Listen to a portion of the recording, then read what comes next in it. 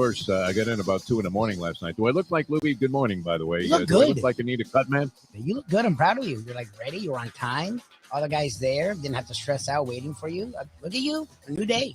I'm a professional. There's no question about it. And I don't like to lose a job on the first day of the job. That'd be good. Which is ugly.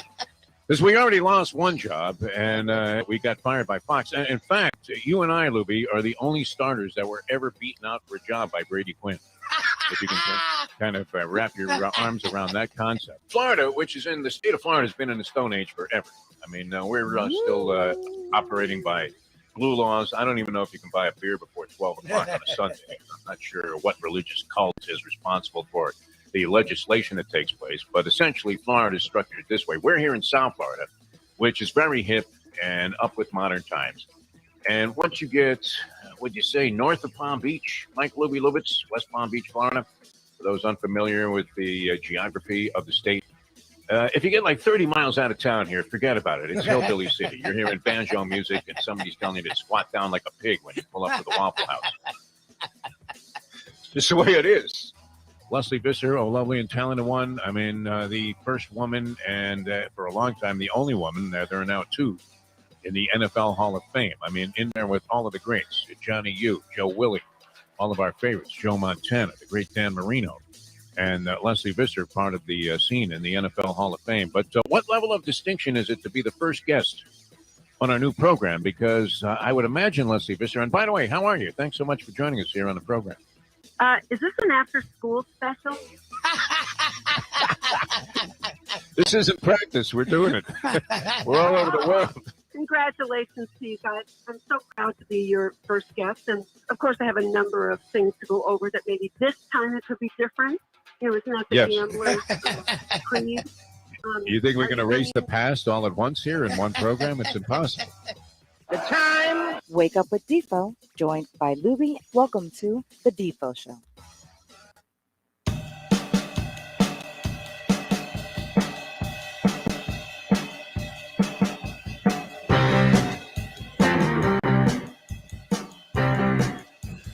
On a beautiful Friday morning, good to be with you here on Ion Channel. Jeff Deforrest, Mike Lubitz. It's known as the Defo Show with Mike Lubitz, and we're happy to be with you. Extended time today. We'll be with you until 10 this morning, as it's a Deal Volkswagen Degenerate Friday. Also brought to you by the great people at Gulfstream Park. We had a great time, a blast yesterday out at Hialeah. I want to thank all the people that caught on, logged into the program, and also called into the program to make our first Hialeah Park Trivia Challenge what I thought, I don't know that you would call it a smashing success, but it was close. I mean, off to a good start. You would have to say that things were very encouraging. The signs were all good, and we had a good time. We had a few things that were going to work out and get the game back up into its usual format, but nonetheless, a great time. Hialeah Park yesterday. Still have to thank all the people there for having us out there, and a great job by the people at Ion Channel for getting the show up and running. And here we are once again today. Mike Lubitz, how are you feeling today? It's Gary Templeton time for you, right? If I ain't starting, I ain't departing. But you are about to embark on a wild, long-planned vacation. Now, you did not know that you would be vacationing from a new job. No. Right away, but nonetheless, are you packed and ready? What's the story? Where are you headed? So I am ready. As we booked this back in May, literally, I took the days off from iHeart because we were working there. So I wanted to give them notice. You will get Ricardo in my stead. So it's pretty much same as business as usual. You get a familiar face and familiar voice to join the fray. Where are you going? We're flying to New York today. We fly out of New York Sundays, Monday morning, I think. So we're flying to New York today. We haven't been in New York as a couple yet, and we both love New York. New York's freaking great, as you know. And then we're going to Paris by way of Lisbon. So we have, as you've known, my wife is a lunatic. So we have a 6-hour layover in Portugal Monday. So we're going to run to the city of Lisbon, spend 2 hours there, run back to the airport, fly to Paris. We're in Paris 3 days. Then we fly to Rome. We're in Rome for a day. Then we take a train to Tuscany. We're there for a day. Then we go back to Rome. Then we go back to Paris for 2 days. Then we go back to Newark. Then we come back to South Florida Tuesday. Newark would be the highlight. I don't know that we needed the entire travel itinerary. Did you want to name some hotels and possible restaurants you're going to be at? That'll be exciting for the people It'll be out there. interesting. It'll be I interesting. mean, they're tuning in today to Ion Channel to hear who our handicappers are going to pick. Which, by the way, They're I've hot. noticed. I know you've been very busy. I don't know. Did they stay hot last week? That was our debut on Ion Channel with Mark Lawrence, of course, World Championship handicapper, playbooksports.com. An outstanding. I mean, just a great source. If you're going to gamble with a little bit of knowledge. Although I love the fact that Mark works in all kinds of theories that sometimes go beyond the occult, all based on fact and information and mathematics and permutations and all kinds of exotic principles that he applies. But he'll get into the redheaded stepchild theory, the Exxon Valdez, with teams that are leaking oil, talking about fading favorites. He has all the vernacular of the degenerate that you would like to have if you wanted to kind of clean it up a little bit. And then, of course, the professor is dynamite on college football. He was killing it all season long, and I don't know how they did in their debut because it's kind of hard to track it, isn't it? I have everything. Oh, you have everything? Okay, so how did we make out? I mean, are we going to reveal that this is all about transparency here on this show? It is. And if we lose, we tell you. We just straight up lost. I mean, if we go 0-8 with our handicappers, that's the way it is. We'll reveal that number. So you're saying it wasn't a bad number. Oh, it's great. These guys were killing it before. Both had close shaves. The professor was 3-1. And the only 3-1 on college football. Nice. Yes. 75% hit ratio. The only reason he lost was because he went against his own Canes, who were actually, he had NC State. NC State was winning the entire game, and late, they just kept dropping the ball. So he was actually mad at the Canes for winning, even though he's a Canes fan. So he was 3-1. And Mark. Well, and that's the beauty about being a gambler is that you find yourself, and it's kind of like the ultimate sport here to depict what the psyche of the South Florida sports fan is, and now any degenerate for that matter, was highlight when it was real popular in the day. It's still going at Magic City Casino. And I guess some of the pro players from Dania, I'm not sure what caliber of pros they were. I don't know that you're getting Joey Kornblit and Aziz and some of the greats of the game from the past, but the great thing about Highlight as a fan was teams that you were rooting for in the first round, you now had to turn on and root against sometimes when they came up in the second round because it was advantageous for you to have one of the teams that you didn't have in your betting turn out to get a couple of points so you could get back to the teams that you needed to come out on the floor, if you're following all of that. Yes. And so that was great. I mean, it really was the essence of what it's like to be a sports fan here in South Florida. And you epitomize that. You are the emblem of that theory that you hate all of your own teams. So he ended up rooting against a team that he absolutely loves, the professor, because he had money on the other side. And let's face it, that's the bottom line motivational factor. Whatever team you have money on is the team that you're rooting for. It's the team that you're in love with. And so he had to go against his own beloved Hurricane football team and hope that NC State would beat them. But they were laying, I think, 3 and a hook. So he lost that one 3-1. How did Mark Lawrence do? Mark Lawrence, World Championship handicapper. 3-1 as well. And again, the one loss he had was Clemson and Pittsburgh, the game that no one thought would happen. And again, today we talk with Charlie Partridge himself, the guy who has a big part of why Pittsburgh's successful this year. The major upset of the day was why he got screwed. So he was 3-1 as well. Pittsburgh over Clemson. Was that a major upset, or were they favored in that game?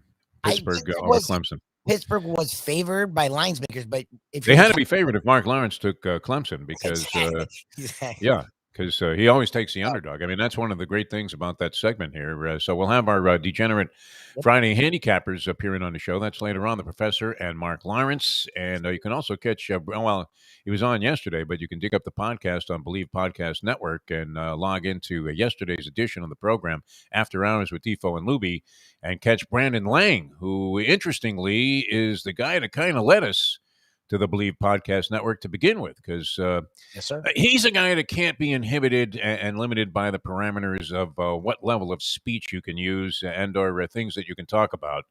And when we used to have him on terrestrial radio, we were, you had a sledgehammer to the dump button, knowing our fate was very much fragile in his hands when he was on. Same thing happened with a guy named Stu Feiner. I don't know if you people are familiar with a guy named Stu Feiner. The local people are, because we used to have Stu on the show.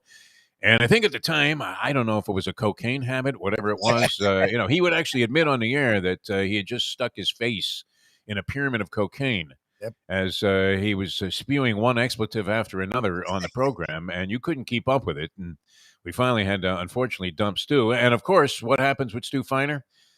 hit it big. I mean, huge with the sports advisors and on with the thing. What is that? Barstool Sports. Barstool. Yeah, he's all over that. He was made for Barstool Sports. That's for sure. That David Portnoy thing, where they kind of made it. I mean, that's an interesting concept, right? You do everything that goes against every principle that you've ever believed in when it comes to any form of communication, and all of a sudden you're worth like $200 million. We're hoping that happens here. I don't know that we're going to go in that direction, though, because we don't like to delve too deeply into matters of poor taste, or at least things that we think are of poor taste. Speaking of which, I mean, a blockbuster story, actually, one of the blockbuster stories of last night took place right here in town as Joel Quenneville, a guy that we had just put in an interview request for, unfortunately had his last interview on hockey with Gary Bettman, the commissioner of the NHL.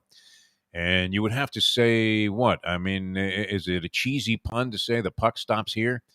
Because he had to bear responsibility for his inaction, along with several other executives and coaches of the Chicago Blackhawks, going all the way back to 2010, when and the player's name was a young man named Kyle Beach, was assaulted by one of the coaches, one of the assistant coaches on the Blackhawks, sexually assaulted, under the premise of, hey, if you don't do this, you're not going to get to play. He'd just been called up. He was a little bit green. Some of these hockey players have been sheltered. I mean, they move away from their parents at a very young age and start playing in juniors, and they're all over the place, talking about guys that are 12, 13 years old, playing in junior hockey leagues in Canada, where there's a hockey obsession, obviously. What else can you do there, Defo? How did Steve Nash come out of Canada to be a good basketball player? That's pretty amazing, right?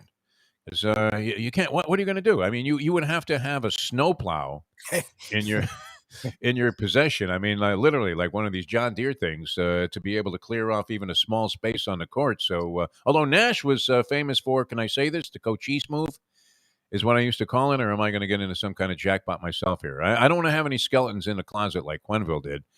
And who would have known, right? I mean, people. Do you think that this was something that was plaguing him for a while? Joel Quenneville, because he seemed like such an affable, nice, relatable guy. Yeah, he was great. And he was very down to earth. He was very much straightforward in all of his press conferences, which wasn't always the case, because a lot of those Panther coaching press conferences for many years resembled the honeymooners, where the coach would be asked a simple question like, how could you possibly play that slob in goal?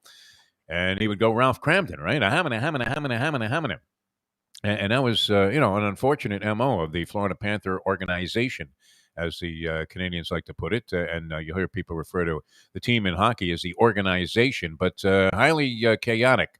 What happened and came out yesterday with Joel Quenneville having to resign as the head coach of the Florida Panthers. And this happened while the team was off to a 7-0 start and was finally starting to show those signs that they've been promising us for years and years and years, going all the way back to, they came into existence, I believe, 93, 94?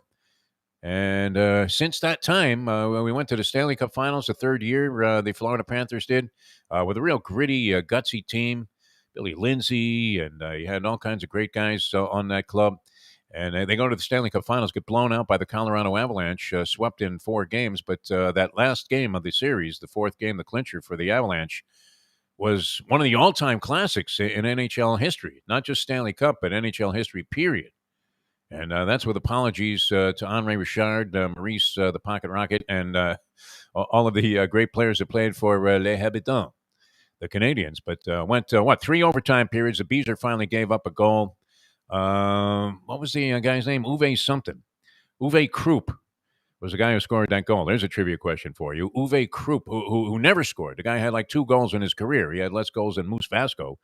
And he had the game-winning goal in triple overtime in that one. And the Avalanche went on and swept the Panthers. And then they haven't sniffed success since. And it looked like this year was finally going to be the year. But Joel Quenneville, and the story for the uninitiated, there was a coach, a video coach on the Blackhawks, 2010, named Brad Aldrich, and he assaulted a young player who had just been called up for the playoff roster, named Kyle Beach. And Kyle Beach came forward and revealed this and said, I'd been assaulted by one of the coaches on the staff. All of the other coaches, including Quenneville, were aware of it. They held a meeting. And I had the executives there. You had Stan Bowman was also a guy who resigned from the Blackhawks. They had a couple of their executives step down the other day. And Quenneville now is the latest to be involved in this thing that had to, probably lost the rest of his career. Although Quenneville is somewhere in his mid-60s, and actually is the second winningest coach in NHL history, behind, ironically, Scotty Bowman, who was the father of Stan, who was also involved in this ugly mess where they thought the Stanley Cup. Well, we know that the players in the NHL, I mean, you see the euphoria when they finally win the Stanley Cup, especially you'll get some old grizzled veteran that's been around for a while. He finally hooks onto a team like maybe Joe Thornton this year and wins the Stanley Cup.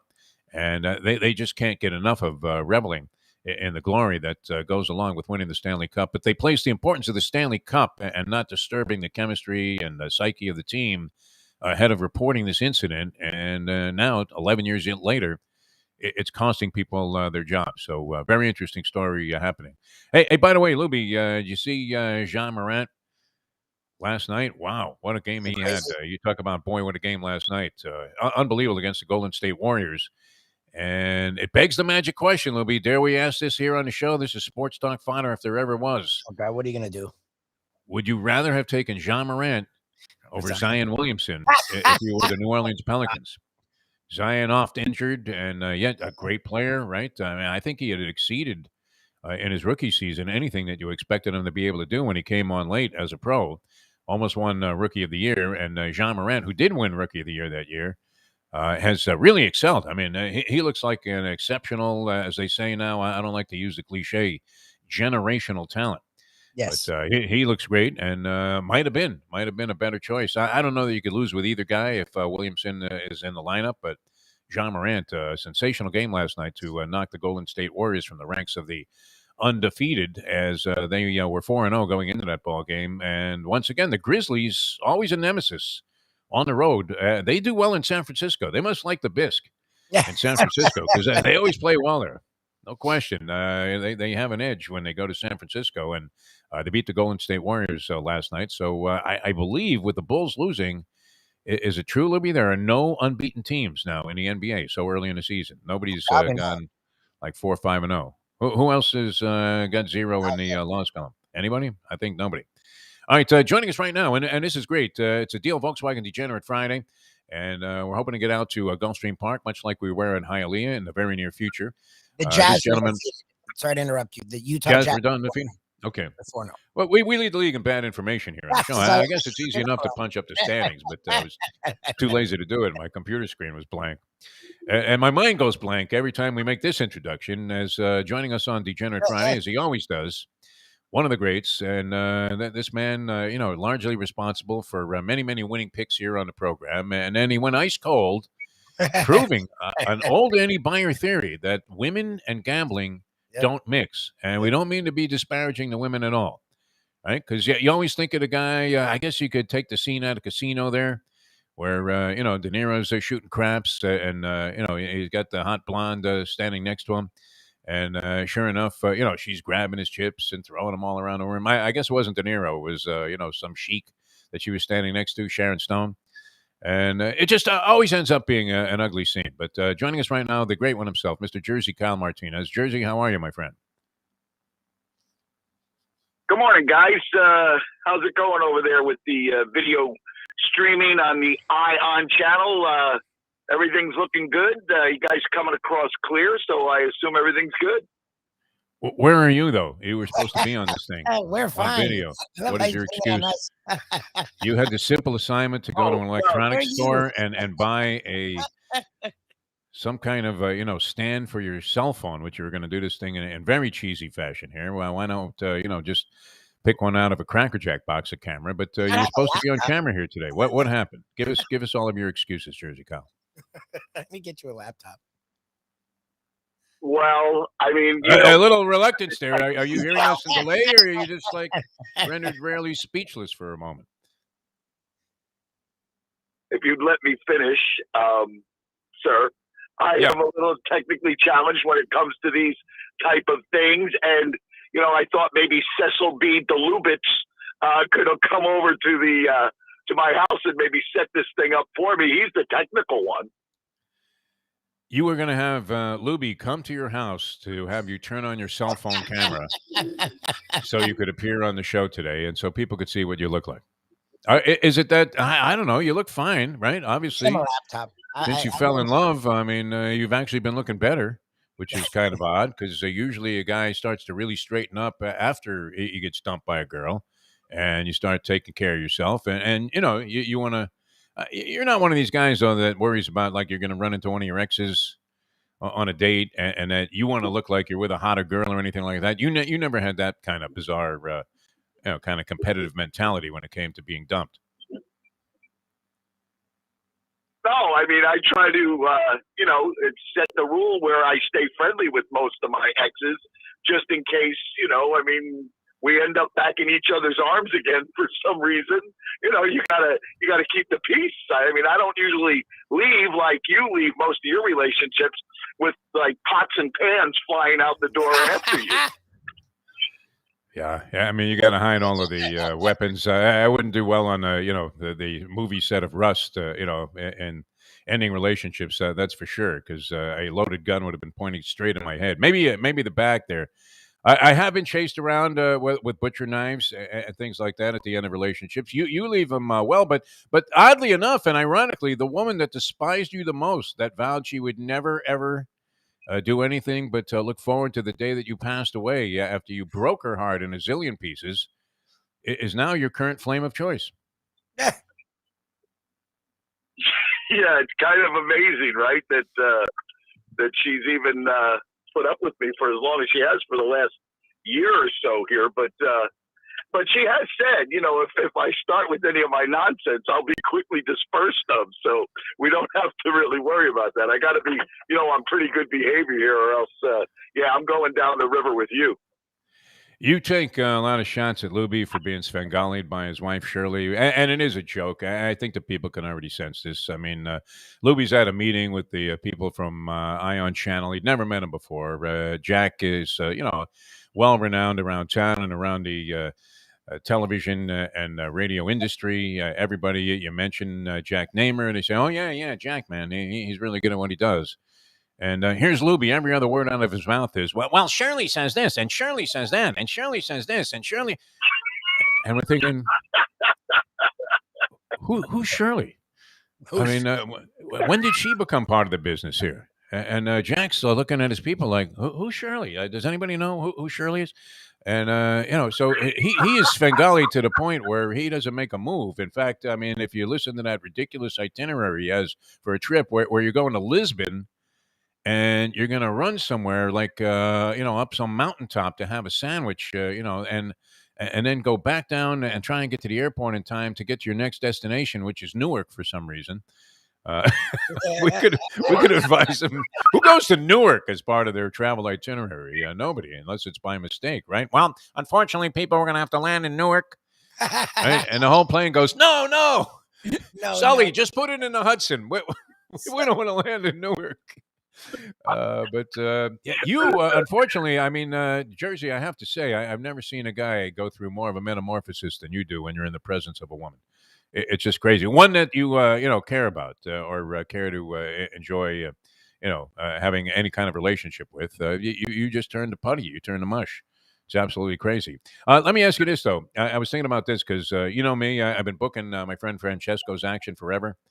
And I don't even pay attention to how we're doing. And not only does he do the math wrong on how much money he owes me, but he always has the spreads wrong. Yes. And they're always in his favor. Have you ever noticed that? Have you ever booked anybody's action? I know you want to go out there and book maybe 220 Tommy's action, Tommy the Electrician, the Prince of Darkness. But it would be worth it, right? You would be a rich man today. If you could book the media's action, as we always say, you would be a rich man today. Have you ever engaged in a process where you were actually booking somebody else's bets?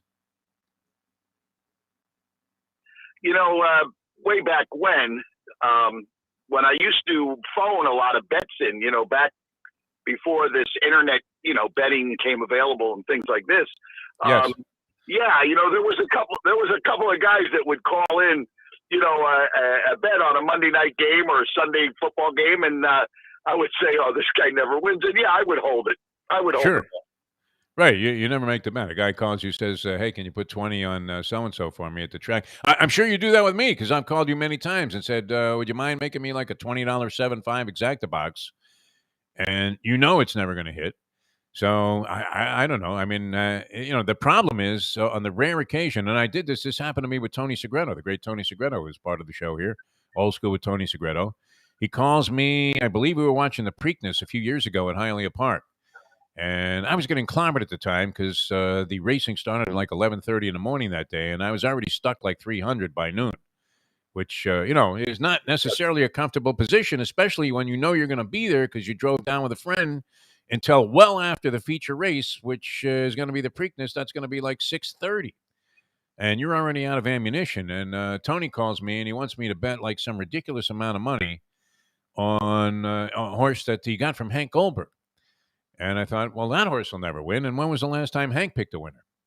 And it turns out, well, as we know, that Hank is a very good horse handicapper. A lot of people thought that, well, geez, he had a bit of a long run there on ESPN, considering he was burying people for the last 10 years after having a great run in his first or second season on the air there. So everybody thought he knew what he was talking about. But lo and behold, here comes Tony's horses running 1-2. And the $20 exacta would have brought back $2,300 to Segreto. Now, what was I going to say if they came in? I booked the bet, and he never gave me the money anyway. So I'm glad I booked the bet. But yeah, I mean, it would have been a disaster. That's has that ever happened to you where you booked a guy's bet and he actually hit?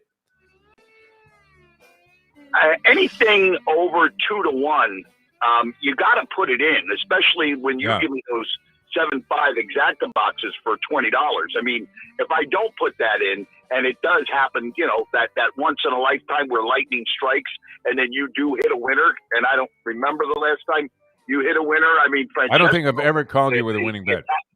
I believe that. I've never called you with a winning bet.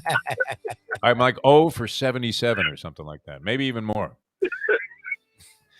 I'm hitting like Jose Altuve out of the leadoff spot so far in the postseason. I don't keep stats on that, but you could be right. But I mean, I saw you on the phone at Keeneland during our most recent horse trip, and you kept getting calls from the Italian kiss of death, Francesco, and you got that look on your you got that look on your face because the bets kept losing, and I mean, it's tough to bet for two, like you always say. Bring your own money. Bring your own money. I mean, Chateaubriand, that's great for two. Paella, you're out of paella, you might stick 4 or 5 forks in there, if you're at a table and they drop one down, say at the Cafe Seville, which, by the way, the Gambling Gourmet, Mike Mayo, will be with us in the 9 o'clock hour, so we'll take you up until 10 o'clock today. But gambling for two just does not work, and you know that. Remember that look on my face? You mentioned this before here when Evan don't mention my name, whose name we just mentioned. But he had that wild, like 30-1 shot at Churchill Downs, and I was already like completely defeated and deflated. And the Mustang was mad at me, so she had made 2 trips to the ATM machine, cleaned out the day's allotment, lost it all at the slot machines, and defiantly looks at me and says, "Yeah, I lost it all. What do you think about that?" I think it's your fault. I think very little about that.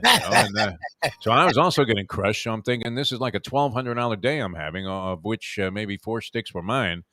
And then we finally hit that thing. The horse came in. You told me about it. What, you get a call on that, or did you look it up on your phone? Because we were somewhere else at the time, and we had to go running back to the Bellagio. We were banging on the door like Lubie was when he was locked out before the Ray Allen shot at the Heat playoff game that year against San Antonio.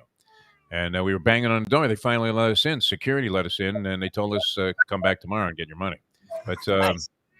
yeah, I mean, if you're in that situation, see, when you gamble for two, you haven't done much of that, from what I could see. Have you ever had to bankroll a woman while gambling? No, that's one thing that's been pretty good through the years. I've never really, dated, somebody that gambled, somebody that had the bug. Many drunks, though. Many alcoholics. Psychos. I was going to say, you may not have done gamblers. Homeless women. I mean, you run the gamut. You run the full spectrum. It's not like you're picky. It's not like you're very selective in the category. If you said the category is women, you would be wide open, would you not? It's amazing you've never dated a degenerate gambler who like to go to like Freehold or something.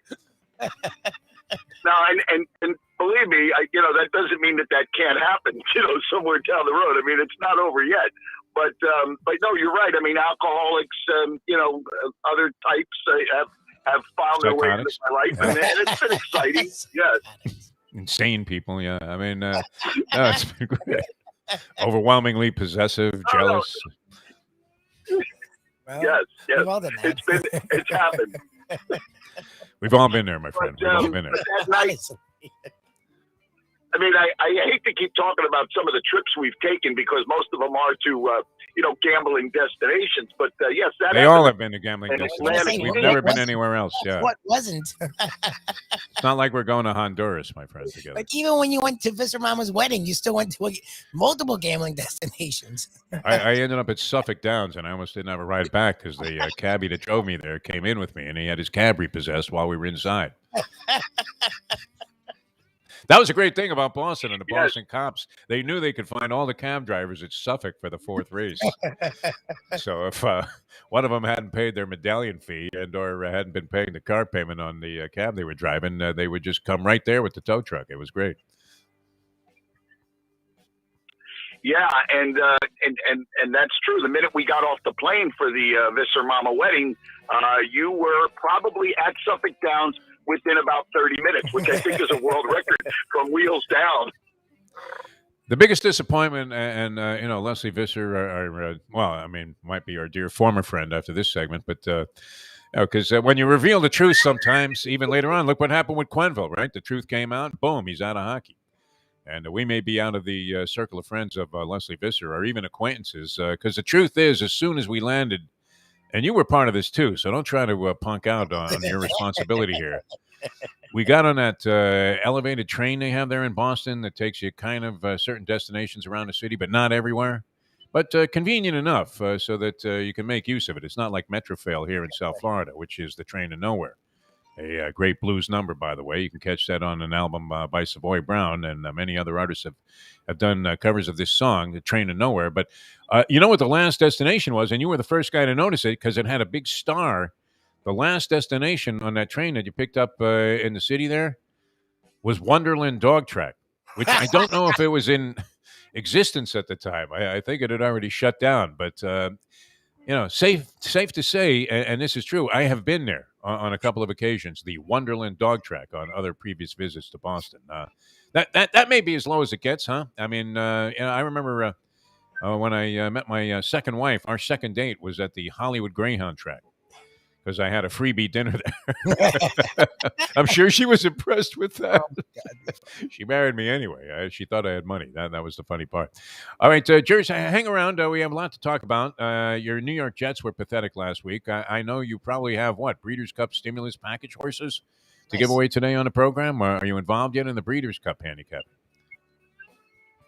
I'm not giving out my Breeders' Cup selections as of yet because we have this weekend, which is full of racing at Gulfstream Park and many other of our favorites, Keeneland, closing day on Saturday. So, we've got some stuff, and I'll stick around. Yeah, I got nowhere to go.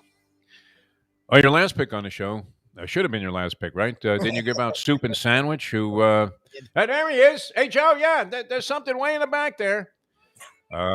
I think the only thing that it beat was the ambulance. I don't even know if the horse beat the ambulance to the finish line. Soup and Sandwich in his last effort there. That was a pretty cold pick.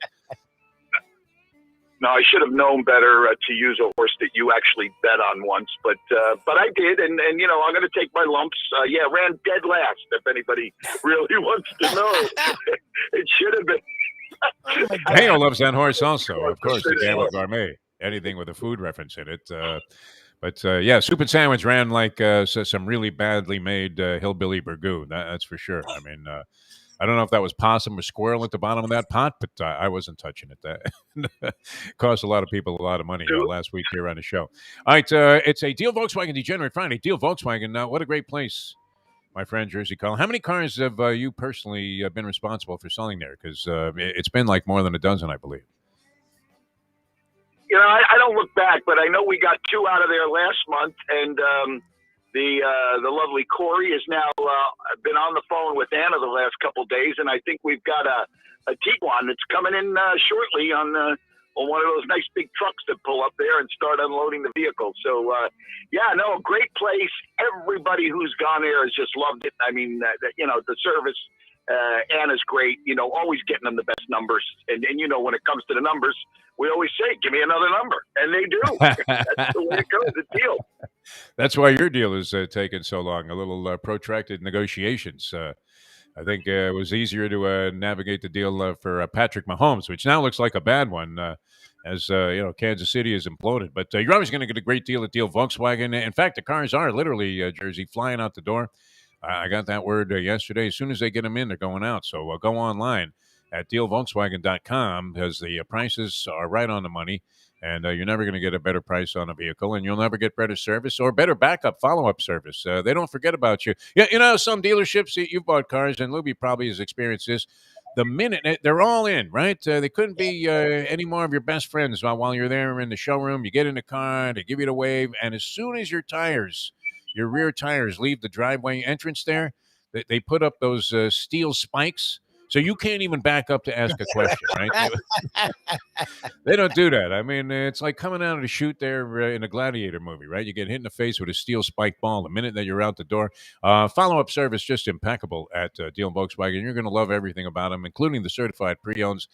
They have a separate showroom for those right across the street from the new car showroom. It's in Coral Gables, Florida, 3601.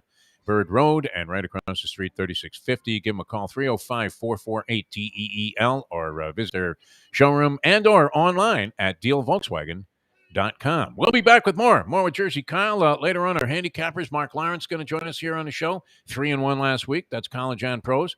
And the professor, 3-1 last week on his college football plays. So that's a robust 6-2. You'll take 75% anytime, and we'll see if we can continue that trend. Those guys were red hot. Yep. In our previous spot as, they were like 32-12 or something, 20 games over 500. I'll find those numbers, but they were killing it. Yeah, fantastic. So they continue to do so. The trend just continued to be on the upswing. 6-2 last week, so we'll have selections from the professor and Mark Lawrence. And the Gambling Gourmet will join us, talking a little sports and food. I was reading something on Let's Eat South Florida, which is a site with the Sun Sentinel in conjunction with the Sun Sentinel on Facebook. Great, for giving you ideas about where you want to go to eat in South Florida and sometimes around the country.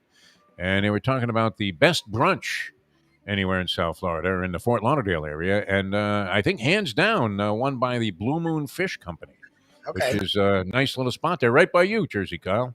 Lauderdale by the Sea. Fantastic place. Blue Moon Fish Company for brunch. We'll talk with the Gambling Gourmet about that later on here on Ion Channel. Great to be with you. Jeff Deforrest, Mike Lubitz. You can also catch some original material later on the Believe Podcast Network. Ian Eagle, our special guest there today, and I think you'll enjoy that. Ian is always a hoot, a number one guy, basically in our hearts. Should they just change that and make it official that he is the number one guy at CBS and TNT? Because Nance is with that rambling Tony Romo. And Romo, he does sound like a punch-drunk fighter, doesn't he, Tony Romo? Yep. It's crazy at this point. He started out, it was kind of charming, and it was different. And now all of a sudden, he sounds like me, just a rambling fool with an endless stream of meaningless consciousness. But we'll come back with all of that, including the Gambling Gourmet, more with Jersey Kyle on a Deal Volkswagen Degenerate Friday. Also brought to you by Gulfstream Park and Destination Sport Miami, the ultimate indoor sporting facility is coming soon to South Florida. I'm Jeff Deforrest. He's Mike Lubitz. Jersey Kyle with us as well. And back with more in a moment on that. The time. It's 7:38. Since day one of Old School, we've had Catholic Health Services be part of our family. They are recognized as the quintessential rehab facility in the Southeast for strokes, but it goes well beyond strokes because Catholic Health Services is in the community of South Florida to help the community stay healthy. And if they're not healthy, get them healthy and get them back on their feet quicker than they could have ever expected. They do it every single day. It's step and repeat. 24/7 Catholic Health Services. Destination Sport Miami is here to revolutionize the sports landscape in South Florida. The largest indoor multifaceted sports complex in North America is on the way with distinguished leaders of its various sports programs and unparalleled access to the finest indoor training fields and facilities. Destination Sport Miami will set South Florida apart as the destination of choice for elite athletic training and development and for its dedication to youth programs and sport on all levels.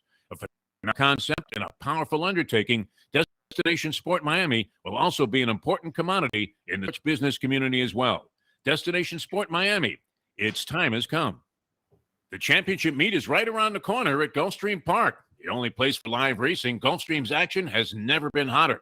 Whether it's on the track, in the casino, or part of the dining and entertainment offered at the Village of Gulfstream Park. Currently running Thursday through Sunday, Gulfstream's racing package is the best in the country, with all the top horses and people in the game pointing towards another tremendous winter season. Check out the remodeled first floor casino, open 7 days and nights a week, along with the many special events and concerts happening at Gulfstream Park. You can place your wagers from anywhere at firstbet.com.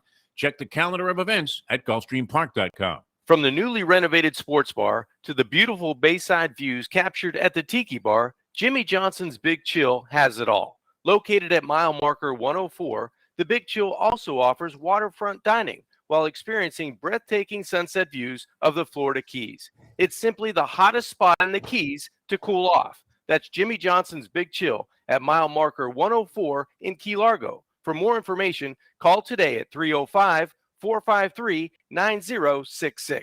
Buy or lease a Taos and take it to the house at Deal Volkswagen.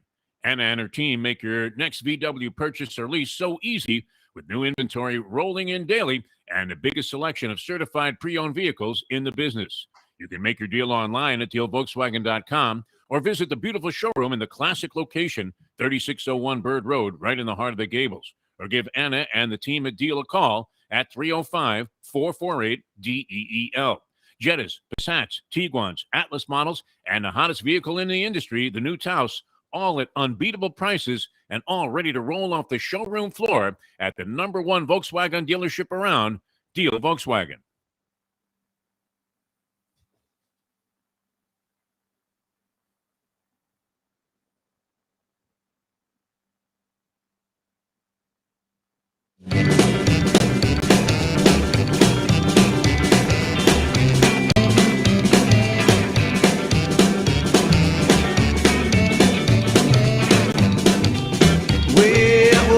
Money, feeling kind of funny. Tuesday, Wednesday, man, I think about money. Break out in the cold, cold sweat, thinking about that winning bet. Thursday night, I'm feeling alright. Degenerate Friday is in my sight. Degenerate Friday, Degenerate Friday. I said Degenerate Friday, Degenerate Friday. The Defo Show just if I have my way. Every single day will be Degenerate Friday.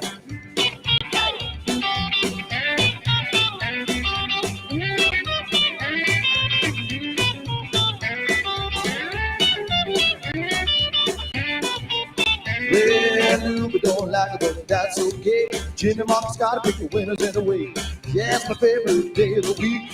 Got my on a winning streak. Boys down deal, they love the show. They follow our picks and make some dough. Degenerate Friday, Degenerate Friday. I said Degenerate Friday, Degenerate Friday. Defo Show just if I have my way. Every single day will be Degenerate Friday.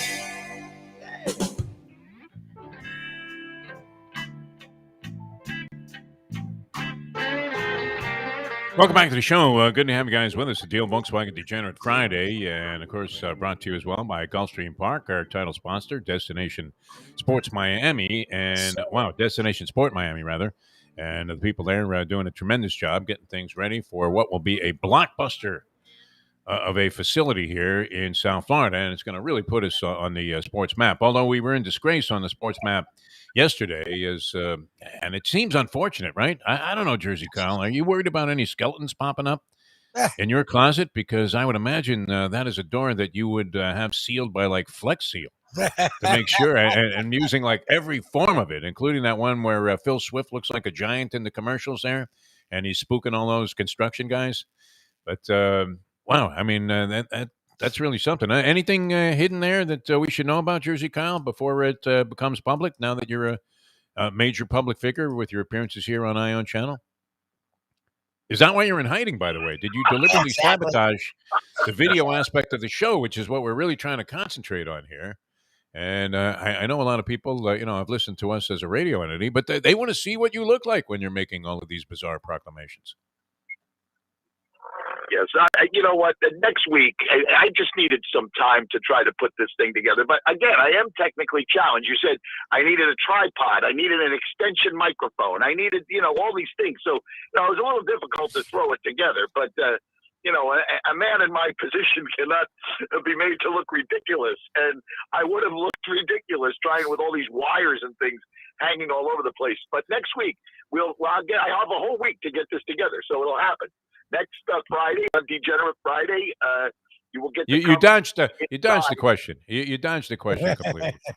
We don't care that you're technically challenged. You join the rest of us here, but no skeletons. We're talking about skeleton.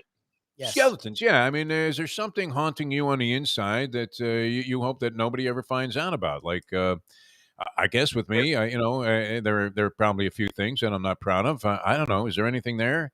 Hidden, especially today, where there's just ultra sensitivity to everything. Now, I don't mean to marginalize this incident. If you didn't report this because you thought the Stanley Cup chase would be, somehow upset, and you would damage your chances of winning the Stanley Cup, and you're not going to report a sexual assault by one of the coaches on your staff of a young player who you just called up to the team, who now is going to have his life completely altered. And this guy went on to commit another crime or more assaults, one that he was actually convicted of, did some time in jail later on as a high school coach. So, I mean, if you could have stopped that by, putting aside your quest for the Stanley Cup for a second and saying, I don't care how this affects everybody, this is the right thing to do. It's kind of like, I guess, this thing, I think we were talking about it the other day, where a woman is being assaulted, like on a train, a subway car in New York, and the people, instead of intervening, they're all taking video of it on their cell phones. It's horrifying to see what's happening in the world. But I guess one moment I wasn't proud of was when I got my hands somehow on the combination to the safe at the Belmore Jewish Center, and I took some of the synagogue money that was supposed to go to some very worthy cause, and I invested it in the Pick Six at Santa Anita. And it's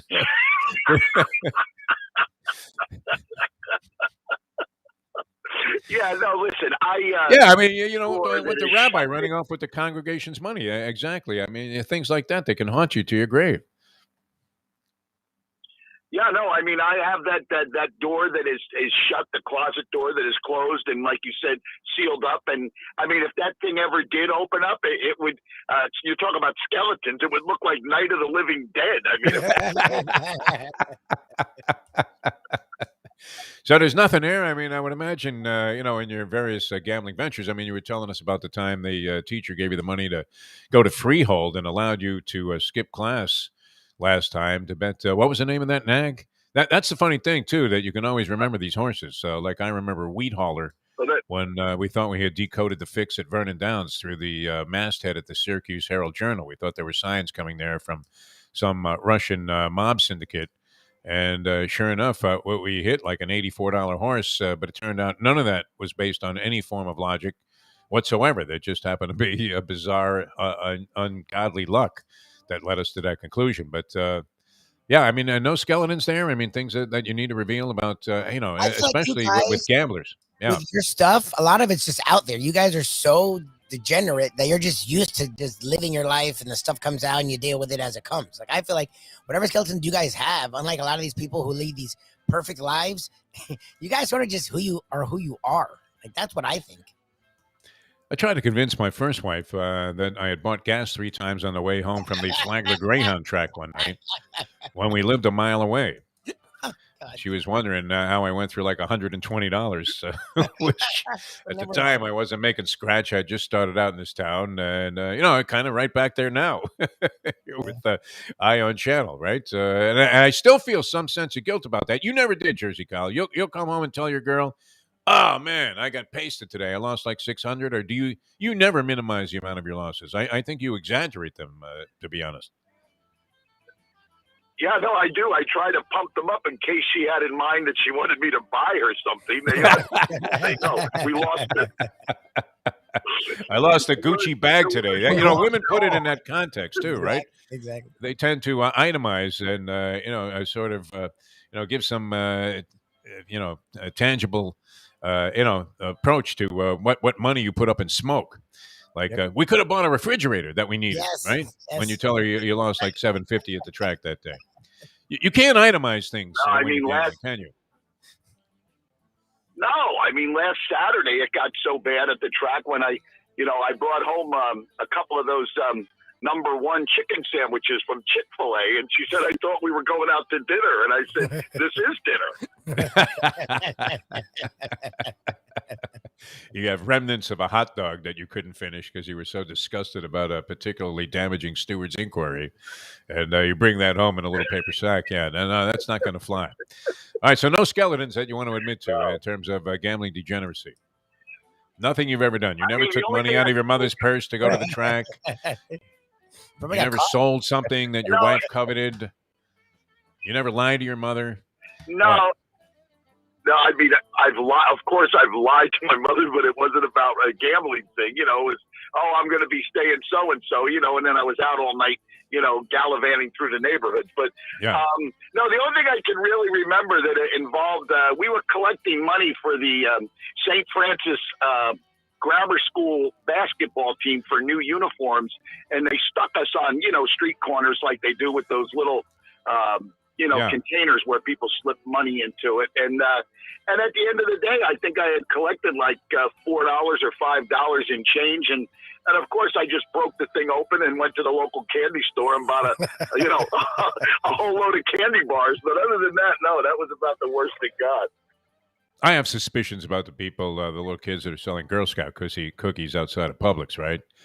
They're collecting that money and going straight to like Gulfstream Park. And sending it in on the 6 ball. I'd rather just give them a 20, and say, hey, you know what? Keep the cookies and go ahead and bet it on the 4. Why not just be transparent? Right? Listen, you've done your share of things. I mean, that time when you tried to open up that summer camp for degenerate gamblers, that was kind of a scam. That was good. Send your kid to a degenerate camp. Yeah, that was good. Yeah. Yeah, that was great. You were going to teach them how to read the racing form on the first day of camp. That was great. Well, your course in betting exactas and $3 parlays and wheels was extremely valuable to the 2 6-year-olds that actually did get sent to us. But the Hollywood police began to have suspicions about what we were really doing at that camp, and so we had to disband the thing. Plus, we weren't making any money anyway.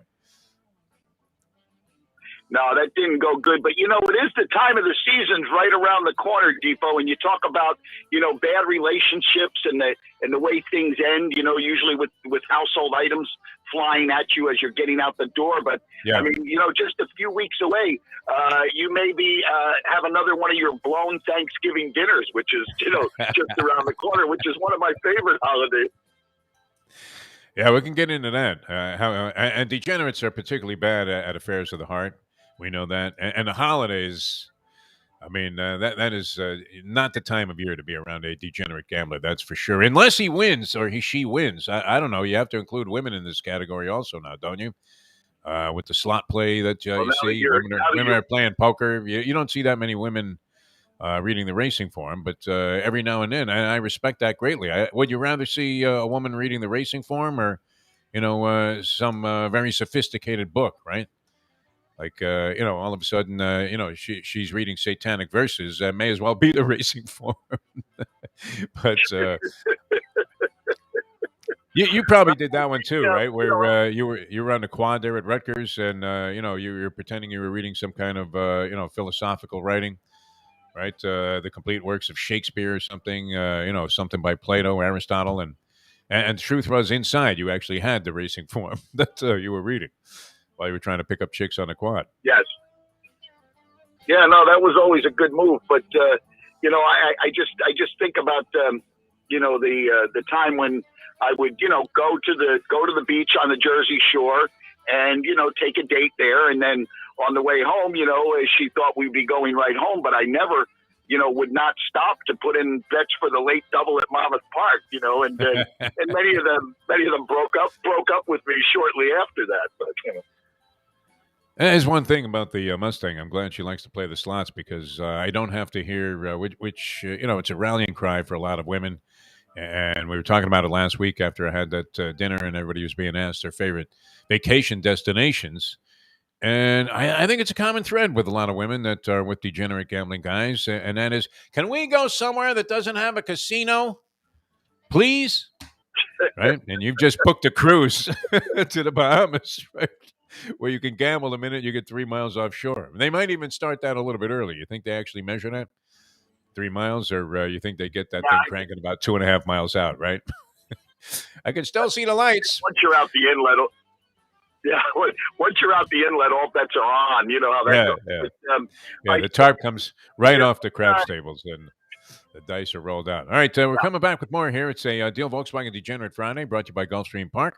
We're also brought to you by Destination Sport Miami, and this place is going to be great. Jersey, Kyle, you would love this, right? Because it was always tough to get, I don't know, who did you have to give a few bucks to? The custodian? To get the keys to the gym so that you could play indoor basketball when it was wintertime or whatever. Now, we don't have that here in South Florida. You can pretty much play sports outside year-round, but rain is a big factor, wind, all kinds of crazy stuff. And Destination Sport Miami, this is going to be the spot. I mean, the world is going to gather here when it comes to elite athletes in all sports, elite teams in all sports, pros, amateurs, and even on the youth level.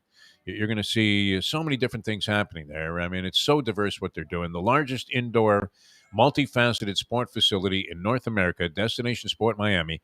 It's already underway. The project is getting started in the Doral area. We were there at the initial launch. They had all kinds of dignitaries there, including many of the people that are going to be on their staff. And wow, what an all-star roster they've assembled of people to run their various programs, including guys like Brian Trottier, Glenn Rice. You have Randy Moss is involved with the football programs that they're going to have there. I mean, imagine a kid getting some advice from the great Randy Moss. You've been mossed, Lubie. Exactly. You've been mossed. He was great, too. A really good guy. And, there was a perception about Randy Moss. I guess there was a time where he could have been categorized as, a little bit of an oddball, no? Somebody that rubbed people the wrong way, but couldn't be any more of an affable gentleman, and really is somebody that you could learn a lot from. So he's on the staff there. All of the program's going to be great at Destination Sport Miami, and it's really going to spike up the business here in South Florida and a lot of the tourism, too, with all these different teams going to be traveling here to get all of this expertise and use this great facility. Destination Sport Miami. Check it out for yourself at destinationsportmiami.com. We'll be back with more Degenerate Friday. Gulfstream Park presenting Degenerate Friday here on a Deal Volkswagen Degenerate Friday. We'll have our handicappers coming up. The Professor and Mark Lawrence, a combined 6-2. They were last week, continuing just an overwhelming winning trend. Are we the only show giving out winners, Jersey? What do you think? That's hard to find.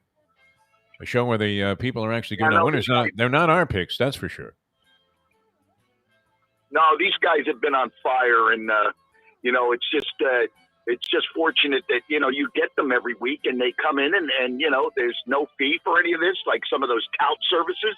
These guys just come in and they put them out, and I mean they've been amazing. All right. We have to run. I know you have to go and get busy with your things. Jersey Kyle, always a pleasure, my friend. We're going to talk to Charlie Partridge, the D-line coach of the Pittsburgh Panthers.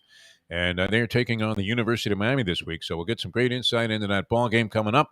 And that's right around the corner here on Ion Channel. I'm Jeff Deforrest. He's Mike Lubitz, the Defo Show. And we have Mike Lubitz, of course, at the controls. Jersey, thanks for being with us. So talk to you again next week, my friend. All right, guys, it was good. And next week, maybe we'll go live video.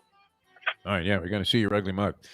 Charlie Partridge, he used to be the head coach here at FAU. That's how we got to know him. We started doing a weekly segment. It was one of those things, too, where you go, should we have the FAU coach on? Yeah, why not? Because, people were focusing on bigger things, if you will. The University of Miami was still, they were in that mental wrestling match that everybody's been having. Hey, are they ever going to be good again? I don't know.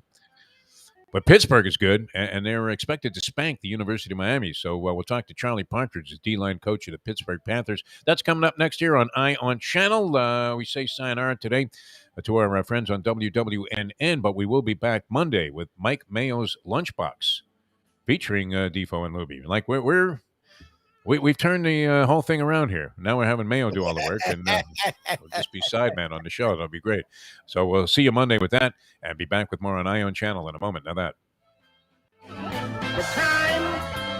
I think Mike's going to be cooking up a bunch of stuff on Ion Channel, too. He'll be with us at 9 o'clock. It is 7:59 Eastern Time. It's the Gambling Gourmet for Cafe Seville in Fort Lauderdale. It's one of my favorite places It is old school joint that's serving Spanish and classic continental cuisine in a cozy, friendly setting. It's at 2768 East Oakland Park Boulevard. They're open every day except Sunday for dinner, starting at 5 p.m. You go in there, you see Joey and his better half, Sally. They are giving the greatest in service. And the food, oh my gosh, it's paella, shrimp with garlic sauce, stuffed veal chop. They serve this great, fantastic, warm sourdough bread.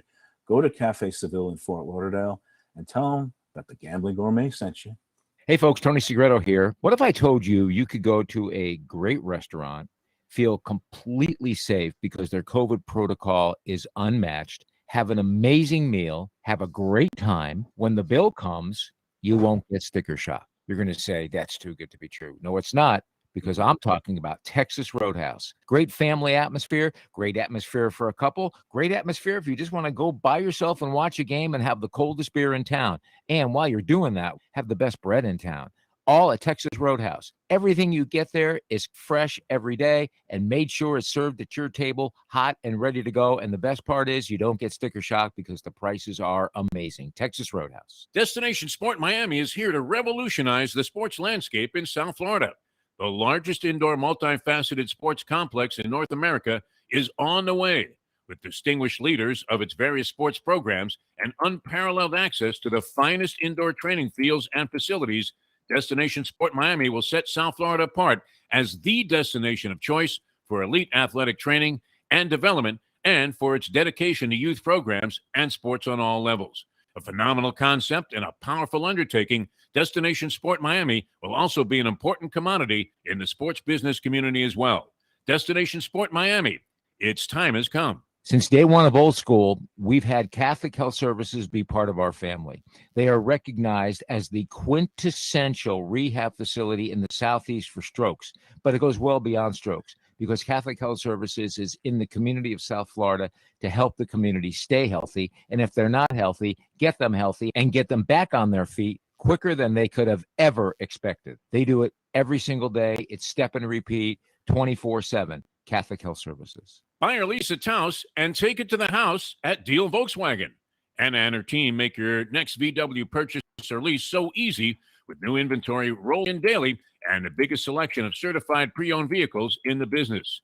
You can make your deal online at dealvolkswagen.com or visit the beautiful showroom in the classic location, 3601 Bird Road, right in the heart of the Gables. Or give Anna and the team at Deal a call at 305-448-DEEL. Jettas, Passats, Tiguans, Atlas models, and the hottest vehicle in the industry, the new Taos, all at unbeatable prices and all ready to roll off the showroom floor at the #1 Volkswagen dealership around, Deal Volkswagen. Are we all in stable but critical condition? Is that the way all life is, Lubie? In a general, more figurative sense? Would you say you're in stable but critical condition? I believe you are right now. Probably. On the threshold of getting married in the early portion of 2021. Don't you think it's a little soon, kid? You barely notice woman. What are you doing? We've been together 4 years. Well, I guess you know enough. How much longer do you want her to put up with me? Is it you that's pushing for this? It's equal. We're both very happy and in love. It's very gross. Oh, my God. I mean, it's a foreign concept. You have to understand where I'm coming from. 0 for 2 with a walk. And, right now I think I got a 3-2 count and marriage from 3. But, and only because of the benefit of a really poor call on a ball that was clearly right down the middle. Angel Hernandez calls, get out of here. Enjoy your trip to work with lots of laughs thanks to Defo and Lubie. Now on the Defo Show.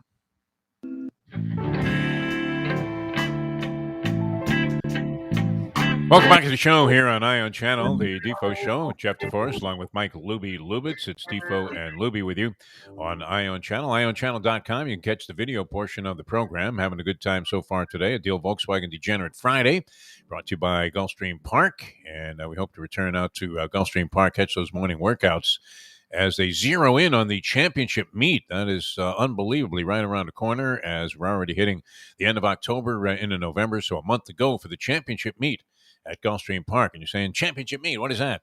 Well, it is a spectacular. And Gulfstream, of course, and Hialeah used to share what was called the winter dates, middle dates. And they alternated back and forth. But now Gulfstream with the championship meet has the whole kit and caboodle, although you can punch away at Hialeah in the simulcasting room. They're champions where we were yesterday. How nice did that bar look, Lubie, in the background? And don't think I didn't hit it right after the show went off the air.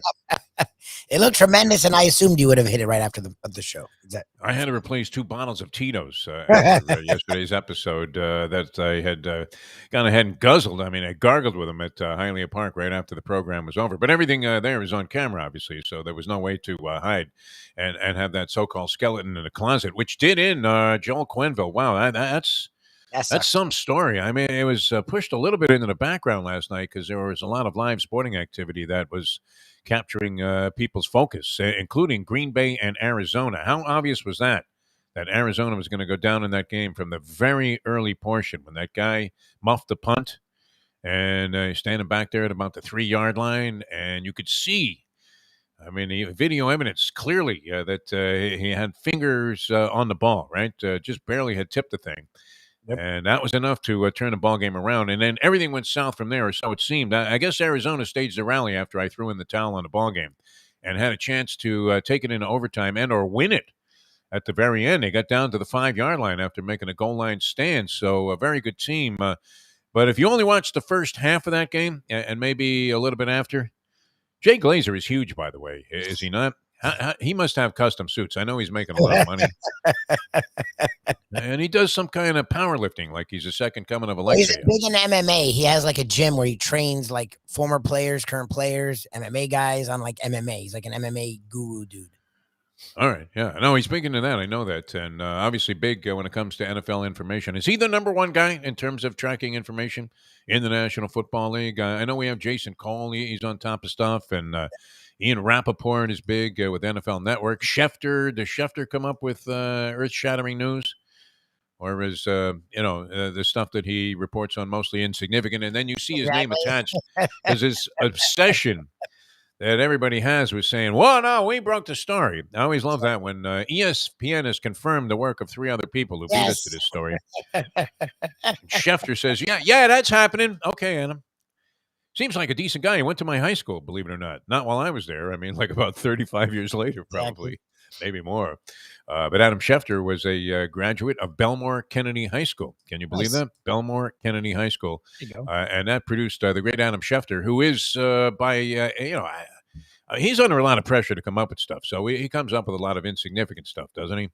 Yes. Where, they say, the Tennessee Titans say they will travel this week to Philadelphia. That has been confirmed by Schefter.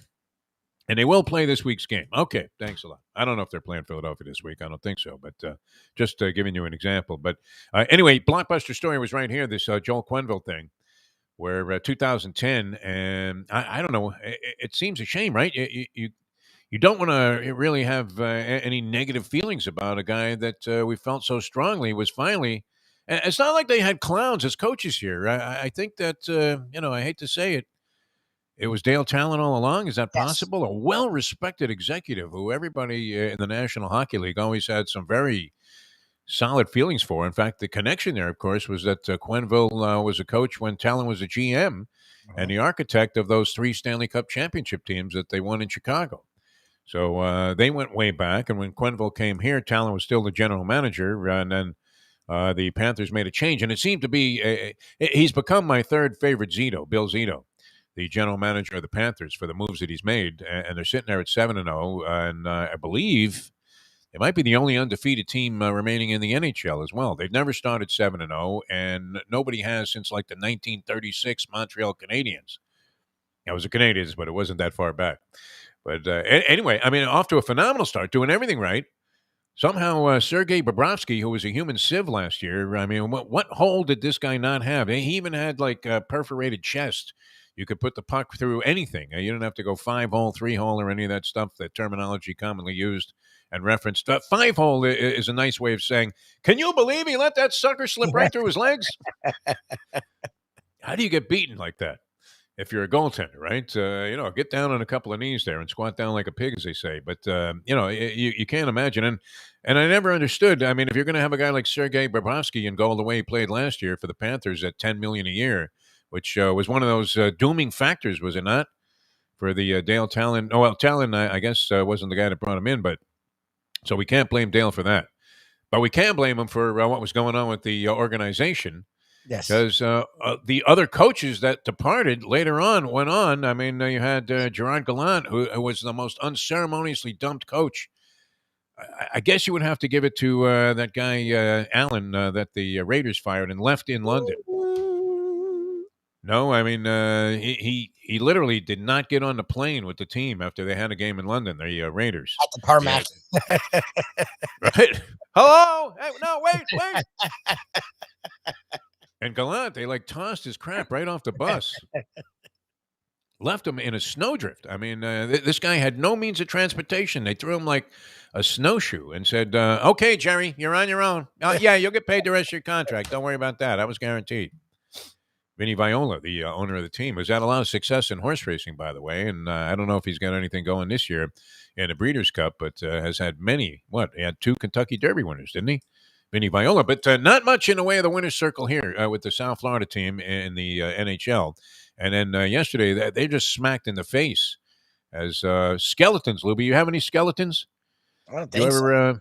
You never made off with the congregation's money? You know, the tambourine came around to you and you just took the whole pile and stuffed it in your pocket and then left like $2 up there? Like it was a tip jar at some piano bar for some guy that thinks he's Billy Joel?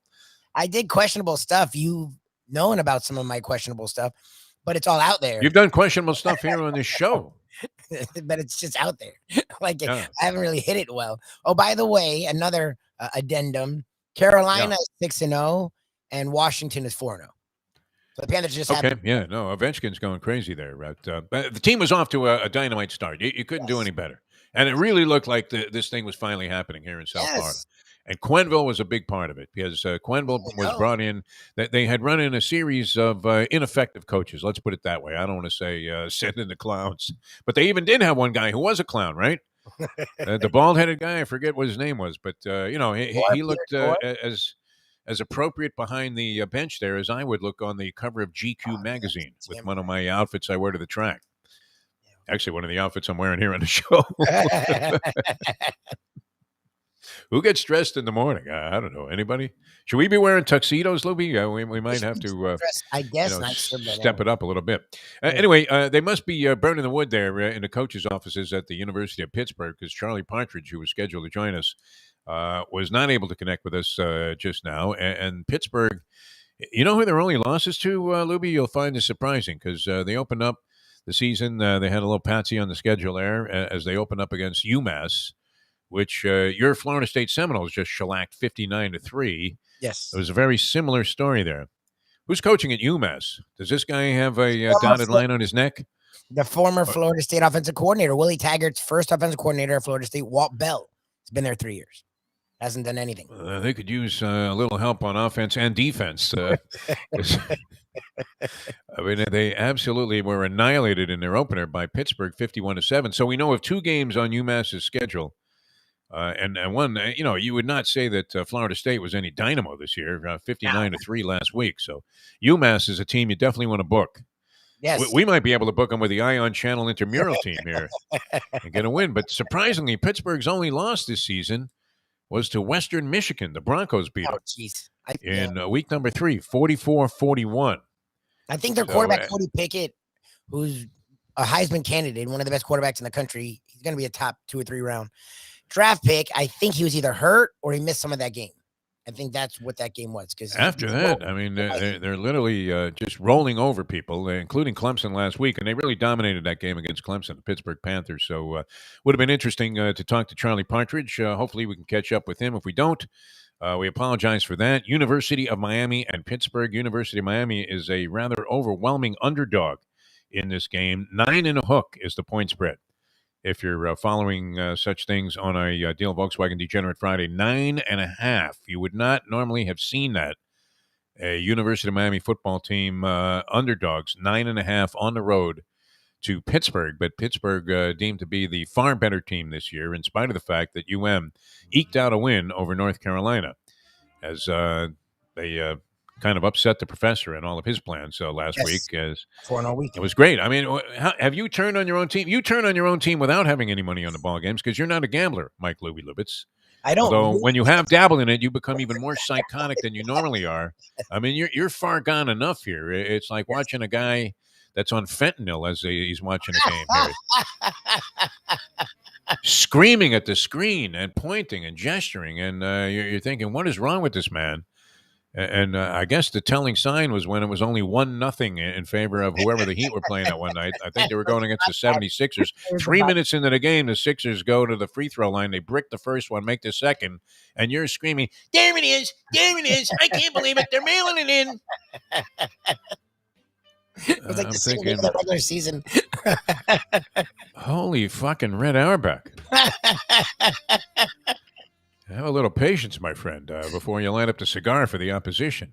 Got to be kidding me. All right, we're coming back with more in a moment here. A Deal Volkswagen Degenerate Friday. Our handicappers are coming up around the corner as well, and we'll have Mark Lawrence, playbooksports.com. He does a tremendous job there. Trend handicapping is not my bag. I've said it many times here on the show. Well, in this spot, when giving 3 points after being a road favorite and losing to the point spread in overtime, while playing only 7 guys on a Sunday afternoon following a full moon, I don't follow all of that because I think it's a coin flip almost every time. But Mark Lawrence can easily convince you otherwise, and his strategies have been working. Took down the championship in the Westgate handicapping contest. That's the big wazoo, Lubie. Nice. That's the World Series of Poker. That's the main event.